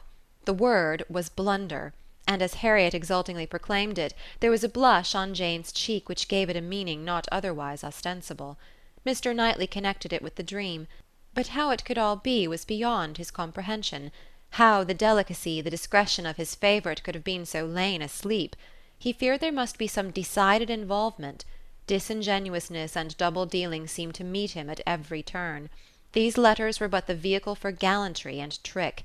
It was child's play, chosen to conceal a deeper game on Frank Churchill's part. With great indignation did he continue to observe him, with great alarm and distrust to observe also his two blinded companions. He saw a short word prepared for Emma, and given to her with a look sly and demure. He saw that Emma had soon made it out, and found it highly entertaining, though it was something which she judged it proper to appear to censure, for she said, "Nonsense, for shame!" He heard Frank Churchill next say, with a glance towards Jane, "I will give it to her, shall I?" and as clearly heard Emma opposing it with eager, laughing warmth. "No, no, you must not. You shall not, indeed." It was done, however. This gallant young man, who seemed to love without feeling, and to recommend himself without complaisance, directly handed over the word to Miss Fairfax, and with a particular degree of sedate civility entreated her to study it. Mr. Knightley's excessive curiosity to know what this word might be made him seize every possible moment for darting his eye towards it, and it was not long before he saw it to be Dixon. Jane Fairfax's perception seemed to accompany his. Her comprehension was certainly more equal to the covert meaning, the superior intelligence of those 5 letters so arranged. She was evidently displeased, looked up, and seeing herself watched, blushed more deeply than he had ever perceived her, and saying only, "I did not know that proper names were allowed," pushed away the letters with an even angry spirit, and looked resolved to be engaged by no other word that could be offered. Her face was averted from those who had made the attack, and turned towards her aunt. "Ay, very true, my dear," cried the latter, though Jane had not spoken a word. "I was just going to say the same thing. It is time for us to be going indeed. The evening is closing in, and grandmamma will be looking for us. My dear sir, you are too obliging. We really must wish you good night." Jane's alertness in moving proved her as ready as her aunt had preconceived. She was immediately up, and wanting to quit the table, but so many were also moving that she could not get away, and Mr. Knightley thought he saw another collection of letters anxiously pushed towards her, and resolutely swept away by her unexamined. She was afterwards looking for her shawl. Frank Churchill was looking also. It was growing dusk, and the room was in confusion. How they parted, Mr. Knightley could not tell. He remained at Hartfield after all the rest, his thoughts full of what he had seen, so full that when the candles came to assist his observations, he must, yes, he certainly must, as a friend, an anxious friend, give Emma some hint, ask her some question. He could not see her in a situation of such danger, without trying to preserve her. It was his duty. "Pray, Emma," said he, "may I ask in what lay the great amusement, the poignant sting of the last word given to you and Miss Fairfax?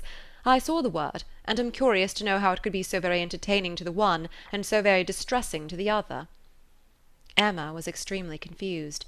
She could not endure to give him the true explanation, for though her suspicions were by no means removed, she was really ashamed of having ever imparted them. "Oh," she cried in evident embarrassment, "it all meant nothing, a mere joke among ourselves." "The joke," he replied gravely, "seemed confined to you and Mr. Churchill." He had hoped she would speak again, but she did not. She would rather busy herself about anything than speak. He sat a little while in doubt. A variety of evils crossed his mind. Interference, fruitless interference. Emma's confusion and the acknowledged intimacy seemed to declare her affection engaged. Yet he would speak. He owed it to her, to risk anything that might be involved in an unwelcome interference, rather than her welfare, to encounter anything rather than the remembrance of neglect in such a cause. "My dear Emma," said he at last with earnest kindness, "do you think you perfectly understand the degree of acquaintance between the gentleman and lady we have been speaking of?" "Between Mr. Frank Churchill and Miss Fairfax? Oh yes, perfectly. Why do you make a doubt of it?" "Have you never at any time had reason to think that he admired her, or that she admired him?" "Never, never!" she cried with the most open eagerness. "Never for the 20th part of a moment did such an idea occur to me. And how could it possibly come into your head?" "I have lately imagined that I saw symptoms of attachment between them, certain expressive looks which I did not believe meant to be public." "Oh, you amuse me excessively. I am delighted to find that you can vouchsafe to let your imagination wander. But it will not do. Very sorry to check you in your first essay, but indeed it will not do. There is no admiration between them, I do assure you, and the appearances which have caught you have arisen from some peculiar circumstances, feelings rather of a totally different nature. It is impossible exactly to explain. There is a good deal of nonsense in it, but the part which is capable of being communicated, which is sense, is that they are as far from any attachment or admiration for one another as any two beings in the world can be. That is, I presume it to be so on her side, and I can answer for its being so on his. I will answer for the gentleman's indifference." She spoke with a confidence which staggered, with a satisfaction which silenced Mr. Knightley. She was in gay spirits, and would have prolonged the conversation, wanting to hear the particulars of his suspicions, every look described, and all the wheres and hows of a circumstance which highly entertained her, but his gaiety did not meet hers. He found he could not be useful, and his feelings were too much irritated for talking. That he might not be irritated into an absolute fever by the fire which Mr. Woodhouse's tender habits required almost every evening throughout the year, he soon afterwards took a hasty leave, and walked home to the coolness and solitude of Donwell Abbey. Chapter 6. After being long fed with hopes of a speedy visit from Mr. and Mrs. Suckling, the Highbury world were obliged to endure the mortification of hearing that they could not possibly come till the autumn. No such importation of novelties could enrich their intellectual stores at present. In the daily interchange of news, they must be again restricted to the other topics with which for a while the Sucklings' coming had been united, such as the last accounts of Mrs. Churchill, whose health seemed every day to supply a different report, and the situation of Mrs. Weston, whose happiness it was to be hoped might eventually be as much increased by the arrival of a child as that of all her neighbours was by the approach of it. Mrs. Elton was very much disappointed. It was the delay of a great deal of pleasure and parade. Her introductions and recommendations must all wait, and every projected party be still only talked of. So she thought at first, but a little consideration convinced her that everything need not be put off. Why should not they explore to Box Hill, though the Sucklings did not come? They could go there again with them in the autumn. It was settled that they should go to Box Hill. That there was to be such a party had been long generally known. It had even given the idea of another. Emma had never been to Box Hill. She wished to see what everybody found so well worth seeing, and she and Mr. Weston had agreed to choose some fine morning and drive thither. 2 or 3 more of the chosen only were to be admitted to join them, and it was to be done in a quiet, unpretending, elegant way, infinitely superior to the bustle and preparation, the regular eating and drinking and picnic parade of the Eltons and the Sucklings. This was so very well understood between them that Emma could not but feel some surprise and a little displeasure on hearing from Mr. Weston that he had been proposing to Mrs. Elton, as her brother and sister had failed her, that the two parties should unite and go together, and that as Mrs. Elton had very readily acceded to it, so it was to be, if she had no objection. Now, as her objection was nothing but her very great dislike of Mrs. Elton, of which Mr. Weston must already be perfectly aware, it was not worth bringing forward again. It could not be done without a reproof to him, which would be giving pain to his wife, and she found herself therefore obliged to consent to an arrangement which she would have done a great deal to avoid, an arrangement which would probably expose her even to the degradation of being said to be of Mrs. Elton's party. Every feeling was offended, and the forbearance of her outward submission left a heavy arrear due of secret severity in her reflections on the unmanageable goodwill of Mr. Weston's temper. "I am glad you approve of what I have done," said he very comfortably, "but I thought you would. Such schemes as these are nothing without numbers. One cannot have too large a party. A large party secures its own amusement, and she is a good-natured woman after all. One could not leave her out." Emma denied none of it aloud, and agreed to none of it in private. It was now the middle of June, and the weather fine, and Mrs. Elton was growing impatient to name the day, and settle with Mr. Weston as to pigeon pies and cold lamb, when a lame carriage-horse threw everything into sad uncertainty. It might be weeks, it might be only a few days, before the horse were usable, but no preparations could be ventured on, and it was all melancholy stagnation. Mrs. Elton's resources were inadequate to such an attack. "Is not this most vexatious, Knightley?" she cried. "And such weather for exploring! These delays and disappointments are quite odious. What are we to do? The year will wear away at this rate, and nothing done. Before this time last year, I assure you, we had had a delightful exploring party from Maple Grove to King's Weston." "You had better explore to Donwell," replied Mr. Knightley. "That may be done without horses. Come and eat my strawberries. They are ripening fast." If Mr. Knightley did not begin seriously, he was obliged to proceed so, for his proposal was caught at with delight, and the "Oh, I should like it of all things" was not plainer in words than manner. Donwell was famous for its strawberry beds, which seemed a plea for the invitation, but no plea was necessary. Cabbage beds would have been enough to tempt the lady, who only wanted to be going somewhere.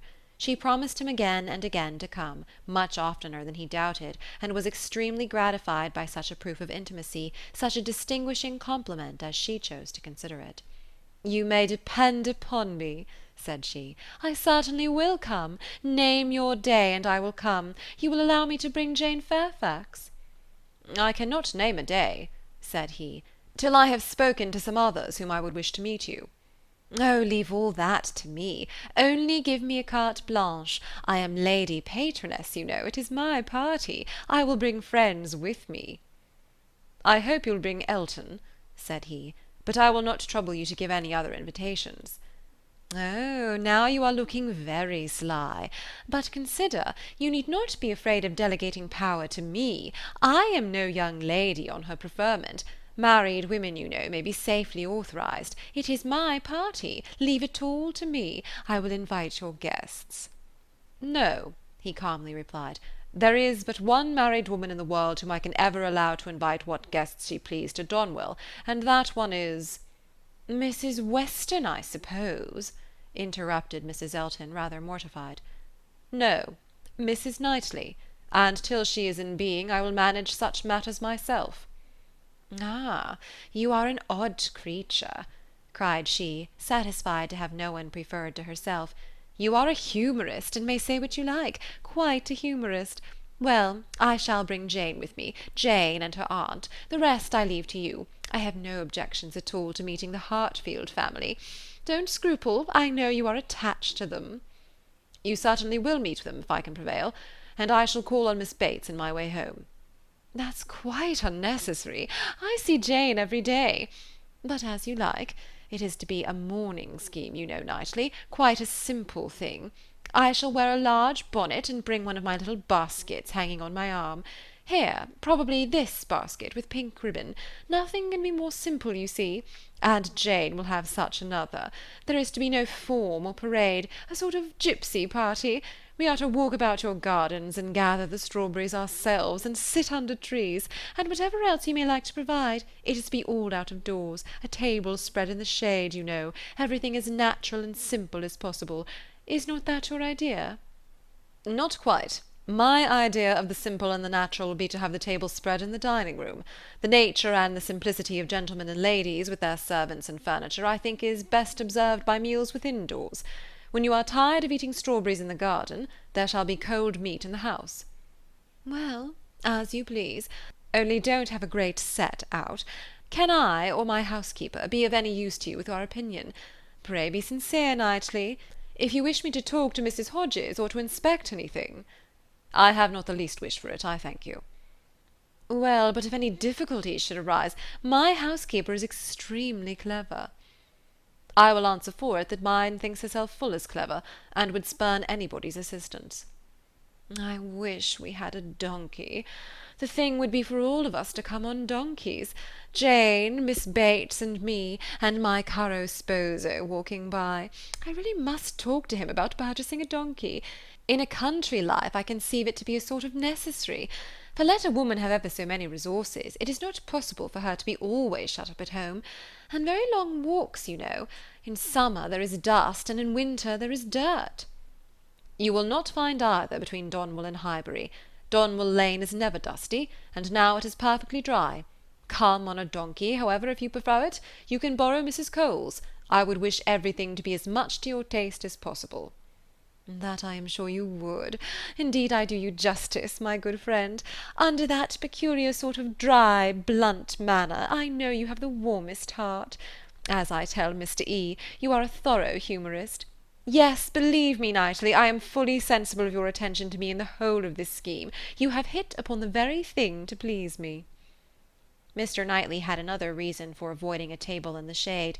He wished to persuade Mr. Woodhouse, as well as Emma, to join the party, and he knew that to have any of them sitting down out of doors to eat would inevitably make him ill. Mr. Woodhouse must not, under the specious pretence of a morning drive and an hour or two spent at Donwell, be tempted away to his misery. He was invited on good faith. No lurking horrors were to upbraid him for his easy credulity. He did consent. He had not been at Donwell for 2 years.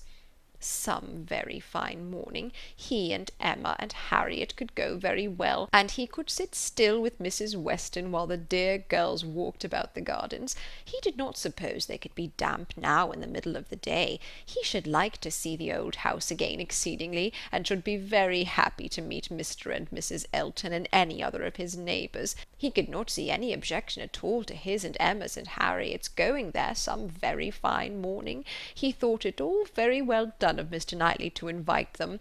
Very kind and sensible, much cleverer than dining out. He was not fond of dining out. Mr. Knightley was fortunate in everybody's most ready concurrence.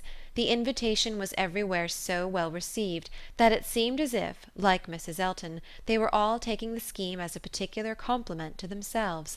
Emma and Harriet professed very high expectations of pleasure from it, and Mr. Weston, unasked, promised to get Frank over to join them if possible, a proof of approbation and gratitude which could have been dispensed with. Mr. Knightley was then obliged to say that he should be glad to see him, and Mr. Weston engaged to lose no time in writing, and spare no arguments to induce him to come. In the meanwhile the lame horse recovered so fast that the party to Box Hill was again under happy consideration, and at last Donwell was settled for one day, and Box Hill for the next, the weather appearing exactly right. Under a bright midday sun, at almost midsummer, Mr. Woodhouse was safely conveyed in his carriage, with one window down, to partake of this alfresco party, and in one of the most comfortable rooms in the Abbey, especially prepared for him by a fire all the morning, he was happily placed, quite at his ease, ready to talk with pleasure of what had been achieved, and advise everybody to come and sit down and not to heat themselves. Mrs. Weston, who seemed to have walked there on purpose to be tired, and sit all the time with him, remained, when all the others were invited or persuaded out, his patient listener and sympathizer. It was so long since Emma had been at the Abbey that as soon as she was satisfied of her father's comfort she was glad to leave him and look around her, eager to refresh and correct her memory with more particular observation, more exact understanding of a house and grounds which must ever be so interesting to her and all her family. She felt all the honest pride and complacency which her alliance with the present and future proprietor could fairly warrant, as she viewed the respectable size and style of the building, its suitable, becoming, characteristic situation, low and sheltered, its ample gardens stretching down to meadows washed by a stream, of which the Abbey, with all the old neglect of prospect, had scarcely a sight, and its abundance of timber in rows and avenues, which neither fashion nor extravagance had rooted up. The house was larger than Hartfield, and totally unlike it, covering a good deal of ground, rambling and irregular, with many comfortable and one or two handsome rooms. It was just what it ought to be, and it looked what it was, and Emma felt an increasing respect for it, as the residence of a family of such true gentility, untainted in blood and understanding. Some faults of temper John Knightley had, but Isabella had connected herself unexceptionably. She had given them neither men, nor names, nor places, that could raise a blush. These were pleasant feelings, and as she walked about and indulged them till it was necessary to do as the others did, and collect round the strawberry beds, the whole party were assembled, excepting Frank Churchill, who was expected every moment from Richmond, and Mrs. Elton, in her apparatus of happiness, her large bonnet and her basket, was very ready to lead the way in gathering, accepting, or talking. Strawberries, and only strawberries, could now be thought or spoken of. The best fruit in England, everybody's favourite, always wholesome. These the finest beds and finest sorts, delightful to gather for one's self, the only way of really enjoying them, morning decidedly the best time, never tired, every sort good, hautboy infinitely superior, no comparison, the others hardly eatable, hautboys very scarce, chili preferred, whitewood finest flavour of all, price of strawberries in London, abundance about Bristol, Maple Grove, cultivation, beds when to be renewed, gardeners thinking exactly different, no general rule, gardeners never to be put out of their way, delicious fruit, only too rich to be eaten much of, inferior to cherries, currants more refreshing, only objection to gathering strawberries the stooping, glaring sun, tired to death, could bear it no longer, must go and sit in the shade. Such for half an hour was the conversation, interrupted only once by Mrs. Weston, who came out, in her solicitude after her son-in-law, to inquire if he were come, and she was a little uneasy. She had some fears of his horse. Seats tolerably in the shade were found, and now Emma was obliged to overhear what Mrs. Elton and Jane Fairfax were talking of. A situation, a most desirable situation, was in question. Mrs. Elton had received notice of it that morning, and was in raptures. It was not with Mrs. Suckling, it was not with Mrs. Bragg, but in felicity and splendour it fell short only of them. It was with a cousin of Mrs. Bragg, an acquaintance of Mrs. Suckling, a lady known at Maple Grove. Delightful, charming, superior, first circles, spheres, lines, ranks, everything, and Mrs. Elton was wild to have the offer closed with immediately. On her side all was warmth, energy, and triumph, and she positively refused to take her friend's negative, though Miss Fairfax continued to assure her that she would not at present engage in anything, repeating the same motives which she had been heard to urge before. Still Mrs. Elton insisted on being authorized to write an acquiescence by the morning's post. How Jane could bear it at all was astonishing to Emma. She did look vexed, she did speak pointedly, and at last, with a decision of action unusual to her, proposed a removal. Should they not walk? Would not Mr. Knightley show them the gardens, all the gardens? She wished to see the whole extent. The pertinacity of her friend seemed more than she could bear. It was hot, and after walking some time over the gardens in a scattered, dispersed way, scarcely any three together, they insensibly followed one another to the delicious shade of a broad short avenue of limes, which, stretching beyond the garden at an equal distance from the river, seemed the finish of the pleasure grounds. It led to nothing, nothing but a view at the end over a low stone wall with high pillars, which seemed intended, in their erection, to give the appearance of an approach to the house, which never had been there. Disputable, however, as might be the taste of such a termination, it was in itself a charming walk, and the view which closed it extremely pretty. The considerable slope, at nearly the foot of which the Abbey stood, gradually acquired a steeper form beyond its grounds, and at half a mile distant was a bank of considerable abruptness and grandeur, well clothed with wood, and at the bottom of this bank, favourably placed and sheltered, rose the Abbey Mill Farm, with meadows in front, and the river making a close and handsome curve around it. It was a sweet view, sweet to the eye and the mind, English verdure, English culture, English comfort, seen under a sun bright without being oppressive. In this walk Emma and Mr. Weston found all the others assembled, and towards this view she immediately perceived Mr. Knightley and Harriet distinct from the rest, quietly leading the way. Mr. Knightley and Harriet! It was an odd tête-à-tête, but she was glad to see it. There had been a time when he would have scorned her as a companion, and turned from her with little ceremony. Now they seemed in pleasant conversation. There had been a time also when Emma would have been sorry to see Harriet in a spot so favourable for the Abbey Mill Farm, but now she feared it not.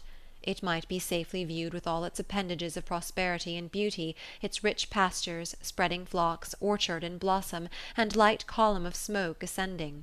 She joined them at the wall, and found them more engaged in talking than in looking around.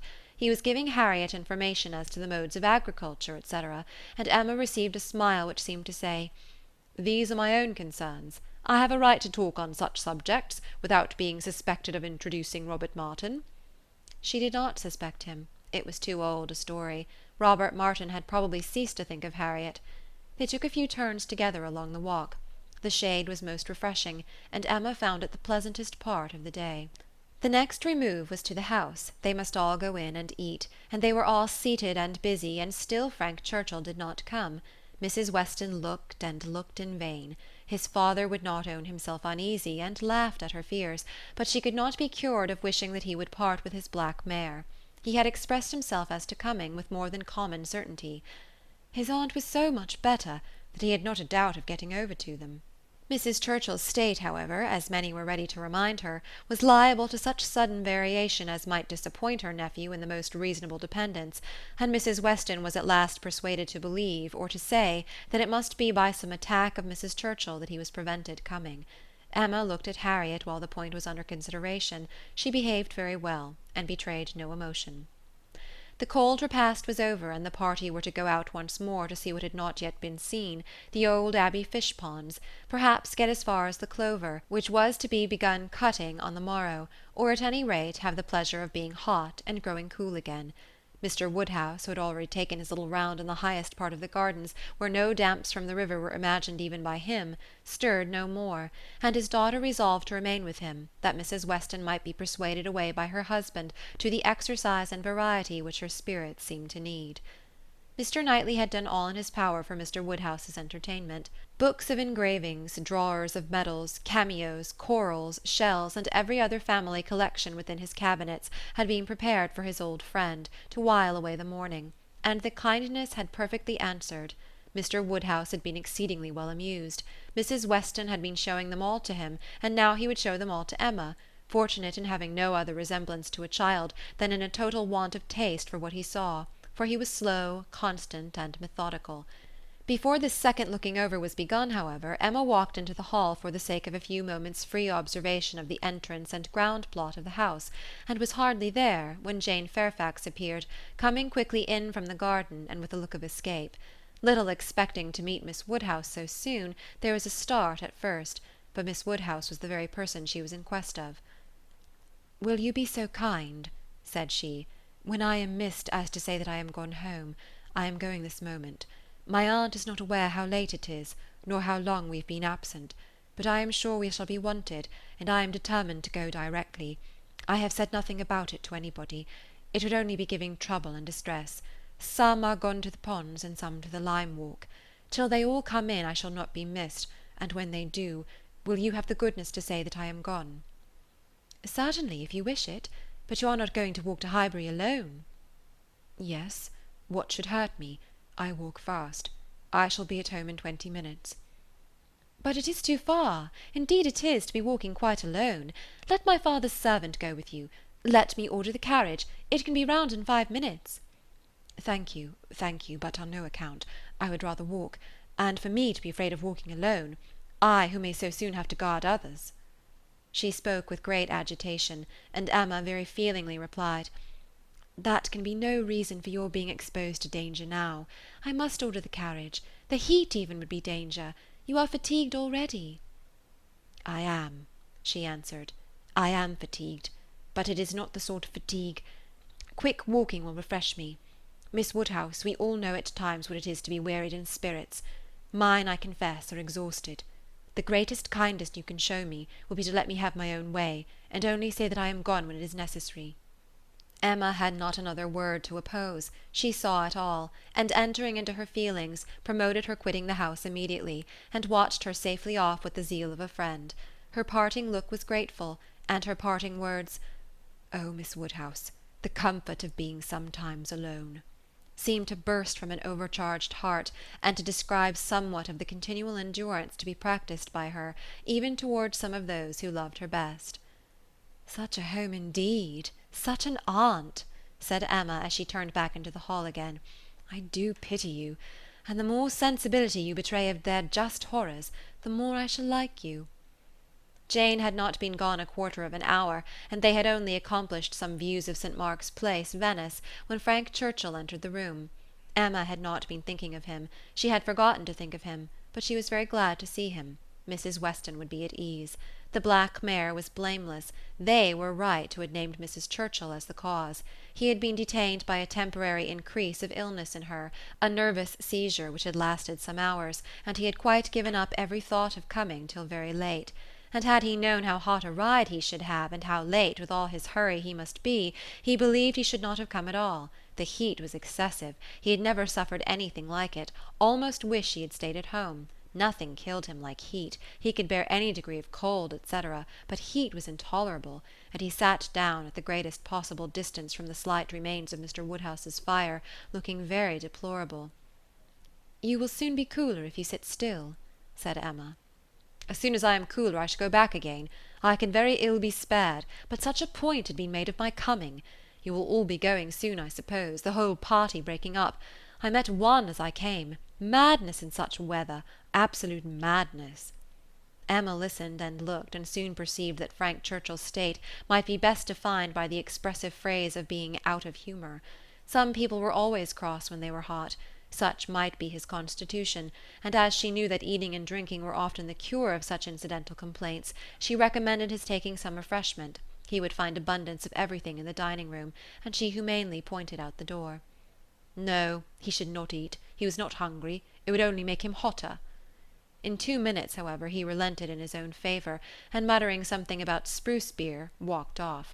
Emma returned all her attention to her father, saying in secret, "I am glad I have done being in love with him. I should not like a man who is so soon discomposed by a hot morning. Harriet's sweet easy temper will not mind it." He was gone long enough to have had a very comfortable meal, and came back all the better, grown quite cool, and with good manners like himself, able to draw a chair close to them, take an interest in their employment, and regret in a reasonable way that he should be so late. He was not in his best spirits, but seemed trying to improve them, and at last made himself talk nonsense very agreeably. They were looking over views in Switzerland. "As soon as my aunt gets well, I shall go abroad," said he. "I shall never be easy till I've seen some of these places. You will have my sketches some time or other to look at, or my tour to read, or my poem. I shall do something to expose myself." "That may be, but not by sketches in Switzerland. You will never go to Switzerland. Your aunt and uncle will never allow you to leave England." "They may be induced to go too. A warm climate may be prescribed for her. I have more than half an expectation of our all going abroad. I assure you I have. I feel a strong persuasion this morning that I shall soon be abroad. I ought to travel. I am tired of doing nothing. I want a change. I am serious, Miss Woodhouse, whatever your penetrating eyes may say. I am sick of England, and would leave it tomorrow if I could." "You are sick of prosperity and indulgence. Cannot you invent a few hardships for yourself, and be contented to stay?" "I sick of prosperity and indulgence? You are quite mistaken. I do not look upon myself as either prosperous or indulged. I am thwarted in everything material. I do not consider myself at all a fortunate person." "You are not quite so miserable, though, as when you first came. Go and eat and drink a little more, and you will do very well. Another slice of cold meat, another draught of Madeira and water, will make you nearly on a par with the rest of us." "No, I shall not stir. I shall sit by you. You are my best cure." "We are going to Box Hill to-morrow. You will join us. It is not Switzerland, but it will be something for a young man so much in want of a change. You will stay and go with us?" "No, certainly not. I shall go home in the cool of the evening." "But you may come again in the cool of to-morrow morning." "No, it will not be worth while. If I come, I shall be cross." "Then pray stay at Richmond." "But if I do, I shall be crosser still. I can never bear to think of you all there without me." "These are difficulties which you must settle for yourself. Choose your own degree of crossness. I shall press you no more." The rest of the party were now returning, and all were soon collected. With some there was great joy at the sight of Frank Churchill, others took it very composedly, but there was a very general distress and disturbance on Miss Fairfax's disappearance being explained. That it was time for everybody to go concluded the subject, and with a short final arrangement for the next day's scheme, they parted. Frank Churchill's little inclination to exclude himself increased so much that his last words to Emma were, "Well, if you wish me to stay and join the party, I will." She smiled her acceptance, and nothing less than a summons from Richmond was to take him back before the following evening. Chapter 7. They had a very fine day for Box Hill, and all the other outward circumstances of arrangement, accommodation, and punctuality were in favour of a pleasant party. Mr. Weston directed the whole, officiating safely between Hartfield and the vicarage, and everybody was in good time. Emma and Harriet went together, Miss Bates and her niece, with the Eltons, the gentlemen on horseback. Mrs. Weston remained with Mr. Woodhouse. Nothing was wanting but to be happy when they got there. 7 miles were travelled in expectation of enjoyment, and everybody had a burst of admiration on first arriving. But in the general amount of the day there was deficiency. There was a languor, a want of spirits, a want of union, which could not be got over. They separated too much into parties. The Eltons walked together. Mr. Knightley took charge of Miss Bates and Jane, and Emma and Harriet belonged to Frank Churchill. And Mr. Weston tried in vain to make them harmonize better. It seemed at first an accidental division, but it never materially varied. Mr. and Mrs. Elton, indeed, showed no unwillingness to mix, and might be as agreeable as they could, but during the 2 whole hours that were spent on the hill, there seemed a principle of separation between the other parties, too strong for any fine prospects, or any cold collation, or any cheerful Mr. Weston to remove. At first it was downright dullness to Emma. She had never seen Frank Churchill so silent and stupid. He said nothing worth hearing, looked without seeing, admired without intelligence, listened without knowing what she said. While he was so dull, it was no wonder that Harriet should be dull likewise, and they were both insufferable. When they all sat down it was better, to her taste a great deal better, for Frank Churchill grew talkative and gay, making her his first object. Every distinguishing attention that could be paid was paid to her. To amuse her and be agreeable in her eyes seemed all that he cared for, and Emma, glad to be enlivened, not sorry to be flattered, was gay and easy too, and gave him all the friendly encouragement, the admission to be gallant, which she had ever given in the first and most animating period of their acquaintance, but which now, in her own estimation, meant nothing, though in the judgment of most people looking on it must have had such an appearance as no English word but flirtation could very well describe. Mr. Frank Churchill and Miss Woodhouse flirted together excessively. They were laying themselves open to that very phrase, and to having it sent off in a letter to Maple Grove by one lady, to Ireland by another. Not that Emma was gay and thoughtless from any real felicity, it was rather because she felt less happy than she had expected. She laughed because she was disappointed, and though she liked him for his attentions, and thought them all, whether in friendship, admiration, or playfulness, extremely judicious, they were not winning back her heart. She still intended him for her friend. "How much I am obliged to you," he said, "for telling me to come to-day. If it had not been for you, I should certainly have lost all the happiness of this party. I had quite determined to go away again." "Yes, you were very cross, and I do not know what about, except that you were too late for the best strawberries.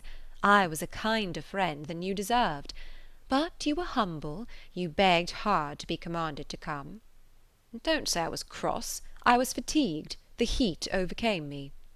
It is hotter to-day. Not to my feelings. I am perfectly comfortable to-day. You are comfortable because you are under command. Your command? Yes. Perhaps I intended you to say so, but I meant self-command. You had, somehow or other, broken bounds yesterday, and run away from your own management, but to-day you are got back again, and as I cannot always be with you, it is best to believe your temper under your own command rather than mine. It comes to the same thing. I can have no self-command without a motive. You order me whether you speak or not, and you can always be with me. You are always with me. Dating from 3 o'clock yesterday, my perpetual influence could not begin earlier, or you would not have been so much out of humour before. 3 o'clock yesterday? That is your date. I thought I had seen you first in February. Your gallantry is really unanswerable, but, lowering her voice, nobody speaks except ourselves, and it is rather too much to be talking nonsense for the entertainment of 7 silent people. I say nothing of which I am ashamed, replied he with a lively impudence. I saw you first in February. Let everybody on the hill hear me if they can. Let my accent swell to Mickleham on one side and Dorking on the other. I saw you first in February. And then, whispering, our companions are excessively stupid. What shall we do to rouse them? Any nonsense will serve. They shall talk. Ladies and gentlemen, I am ordered by Miss Woodhouse, who, wherever she is, presides, to say that she desires to know what you're all thinking of. Some laughed and answered good-humouredly. Miss Bates said a great deal. Mrs. Elton swelled at the idea of Miss Woodhouse's presiding. Mr. Knightley's answer was the most distinct. Is Miss Woodhouse sure that she would like to hear what we are all thinking of? Oh, no, no, cried Emma, laughing as carelessly as she could. Upon no account in the world. It is the very last thing I would stand the brunt of just now. Let me hear anything rather than what you're all thinking of. I will not say quite all.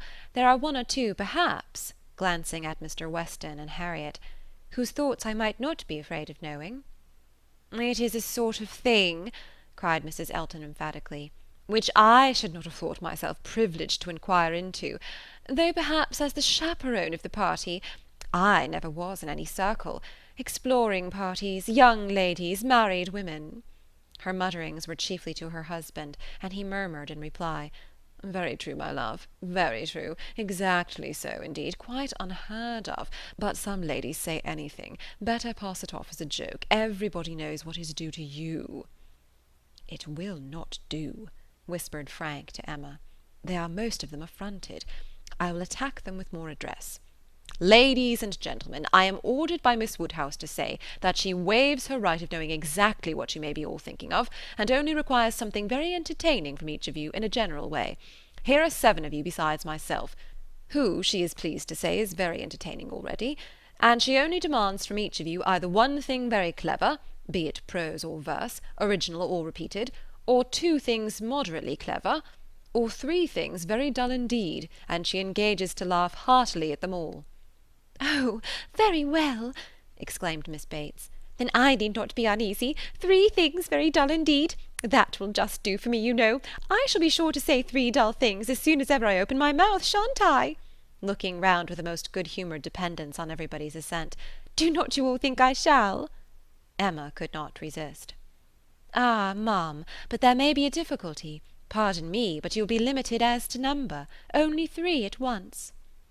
Miss Bates, deceived by the mock ceremony of her manner, did not immediately catch her meaning, but when it burst on her, it could not anger, though a slight blush showed that it could pain her. Ah, well, to be sure. Yes, I see what she means, turning to Mr. Knightley, and I will try to hold my tongue. I must make myself very disagreeable, or she would not have said such a thing to an old friend. I like your plan, cried Mr. Weston. Agreed, agreed. I will do my best. I am making a conundrum. How will a conundrum reckon? Low, I am afraid, sir, very low, answered his son. But we shall be indulgent, especially to anyone who leads the way. No, no, said Emma, it will not reckon low. A conundrum of Mr. Weston's shall clear him and his next neighbour. Come, sir, pray let me hear it. I doubt its being very clever myself, said Mr. Weston. It is too much a matter of fact, but here it is. What 2 letters of the alphabet are there that express perfection? What 2 letters express perfection? I am sure I do not know. Ah, you will never guess. You, to Emma, I am certain will never guess. I will tell you. M and A. M-ma. Do you understand? Understanding and gratification came together. It might be a very indifferent piece of wit, but Emma found a great deal to laugh at and enjoy in it. So did Harriet and Frank. It did not seem to touch the rest of the party equally. Some looked very stupid about it, and Mr. Knightley gravely said, "This explains the sort of clever thing that is wanted, and Mr. Weston has done very well for himself, but he must have knocked up everybody else. Perfection should not have come quite so soon."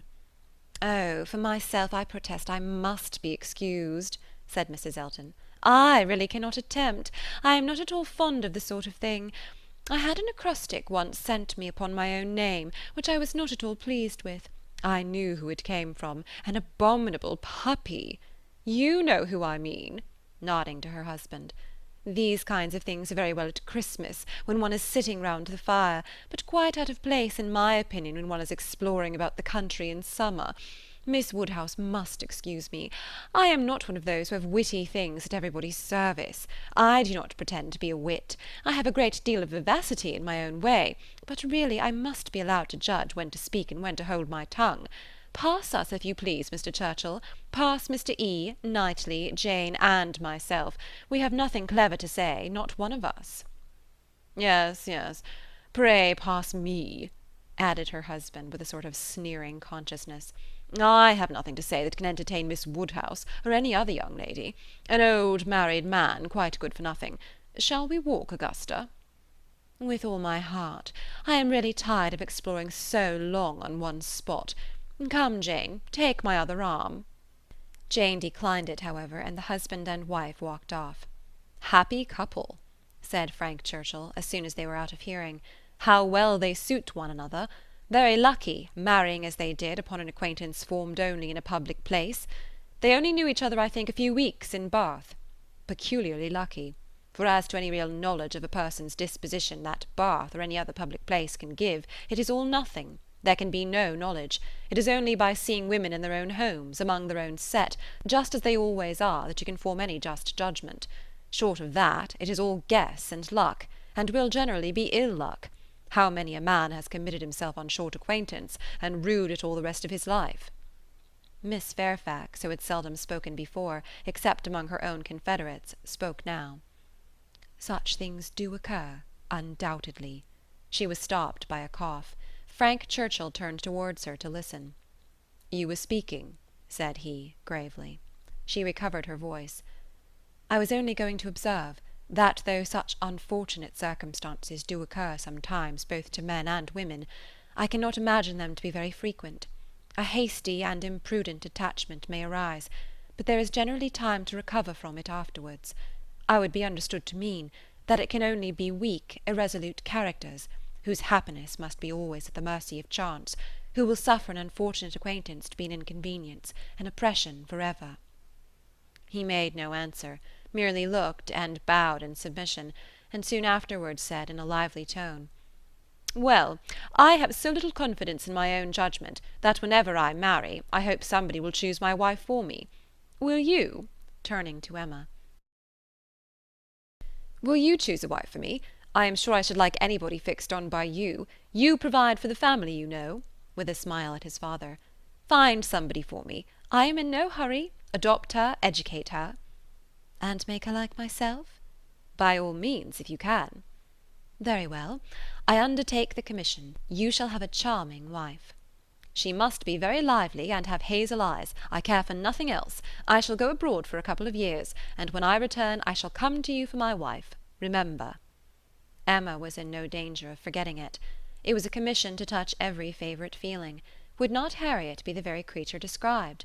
Hazel eyes excepted, 2 years more might make her all that he wished. He might even have Harriet in his thoughts at the moment, Who could say? Referring the education to her seemed to imply it. "Now, ma'am," said Jane to her aunt, "shall we join Mrs. Elton?" "If you please, my dear, with all my heart. I am quite ready. I was ready to have gone with her, but this will do just as well. We shall soon overtake her. There she is. No, that's somebody else. That's one of the ladies in the Irish car party, not at all like her. Well, I declare—" They walked off, followed in half a minute by Mr. Knightley. Mr. Weston, his son, Emma, and Harriet only remained, and the young man's spirits now rose to a pitch almost unpleasant. Even Emma grew tired at last of flattery and merriment, and wished herself rather walking quietly about with any of the others, or sitting almost alone, and quite unattended to, in tranquil observation of the beautiful views beneath her. The appearance of the servants looking out for them to give notice of the carriages was a joyful sight, and even the bustle of collecting and preparing to depart, and the solicitude of Mrs. Elton to have her carriage first, were gladly endured, in the prospect of the quiet drive home, which was to close the very questionable enjoyments of this day of pleasure. Such another scheme, composed of so many ill-assorted people, she hoped never to be betrayed into again. While waiting for the carriage, she found Mr. Knightley by her side. He looked around, as if to see that no one were near, and then said, "Emma, I must once more speak to you as I have been used to do, a privilege rather endured than allowed, perhaps, but I must still use it. I cannot see you acting wrong without a remonstrance. How could you be so unfeeling to Miss Bates? How could you be so insolent in your wit to a woman of her character, age, and situation? Emma, I had not thought it possible." Emma recollected, blushed, was sorry, but tried to laugh it off. "Nay, how could I help saying what I did? Nobody could have helped it. It was not so very bad. I dare say she did not understand me." "I assure you she did. She felt your full meaning. She has talked of it since. I wish you could have heard how she talked of it, with what candour and generosity. I wish you could have heard her honouring your forbearance in being able to pay her such attentions as she was for ever receiving from yourself and your father, when her society must be so irksome." "Oh," cried Emma, "I know there is not a better creature in the world, but you must allow that what is good and what is ridiculous are most unfortunately blended in her." "They are blended," said he, "I acknowledge, and were she prosperous, I could allow much for the occasional prevalence of the ridiculous over the good. Were she a woman of fortune, I would leave every harmless absurdity to take its chance. I would not quarrel with you for any liberties of manner. Were she your equal in situation. But, Emma, consider how far this is from being the case. She is poor. She has sunk from the comfort she was born to, and if she lived to old age must probably sink more. Her situation should secure your compassion. It was badly done indeed. You, whom she had known from an infant, whom she had seen grow up from a period when her notice was an honour, to have you now, in thoughtless spirits and the pride of the moment, laugh at her, humble her, and before her niece too, and before others, many of whom, certainly some, would be entirely guided by your treatment of her. This is not pleasant to you, Emma, and it is very far from pleasant to me. But I will tell you truths while I can, satisfied with proving myself your friend by very faithful counsel, and trusting that you will some time or other do me greater justice than you can do now." While they talked, they were advancing towards the carriage. It was ready, and before she could speak again, he had handed her in. He had misinterpreted the feelings which had kept her face averted, and her tongue motionless. They were combined only of anger against herself, mortification, and deep concern. She had not been able to speak, and on entering the carriage, sunk back for a moment overcome. Then, reproaching herself for having taken no leave, making no acknowledgment, parting in apparent sullenness, she looked out with voice and hand, eager to show a difference, but it was just too late. He had turned away, and the horses were in motion. She continued to look back, but in vain, and soon, with what appeared unusual speed, they were half-way down the hill, and everything left far behind. She was vexed beyond what could have been expressed, almost beyond what she could conceal. Never had she felt so agitated, mortified, grieved at any circumstance in her life. She was most forcibly struck. The truth of this representation there was no denying. She felt it at her heart. How could she have been so brutal, so cruel to Miss Bates? How could she have exposed herself to such ill opinion in any one she valued?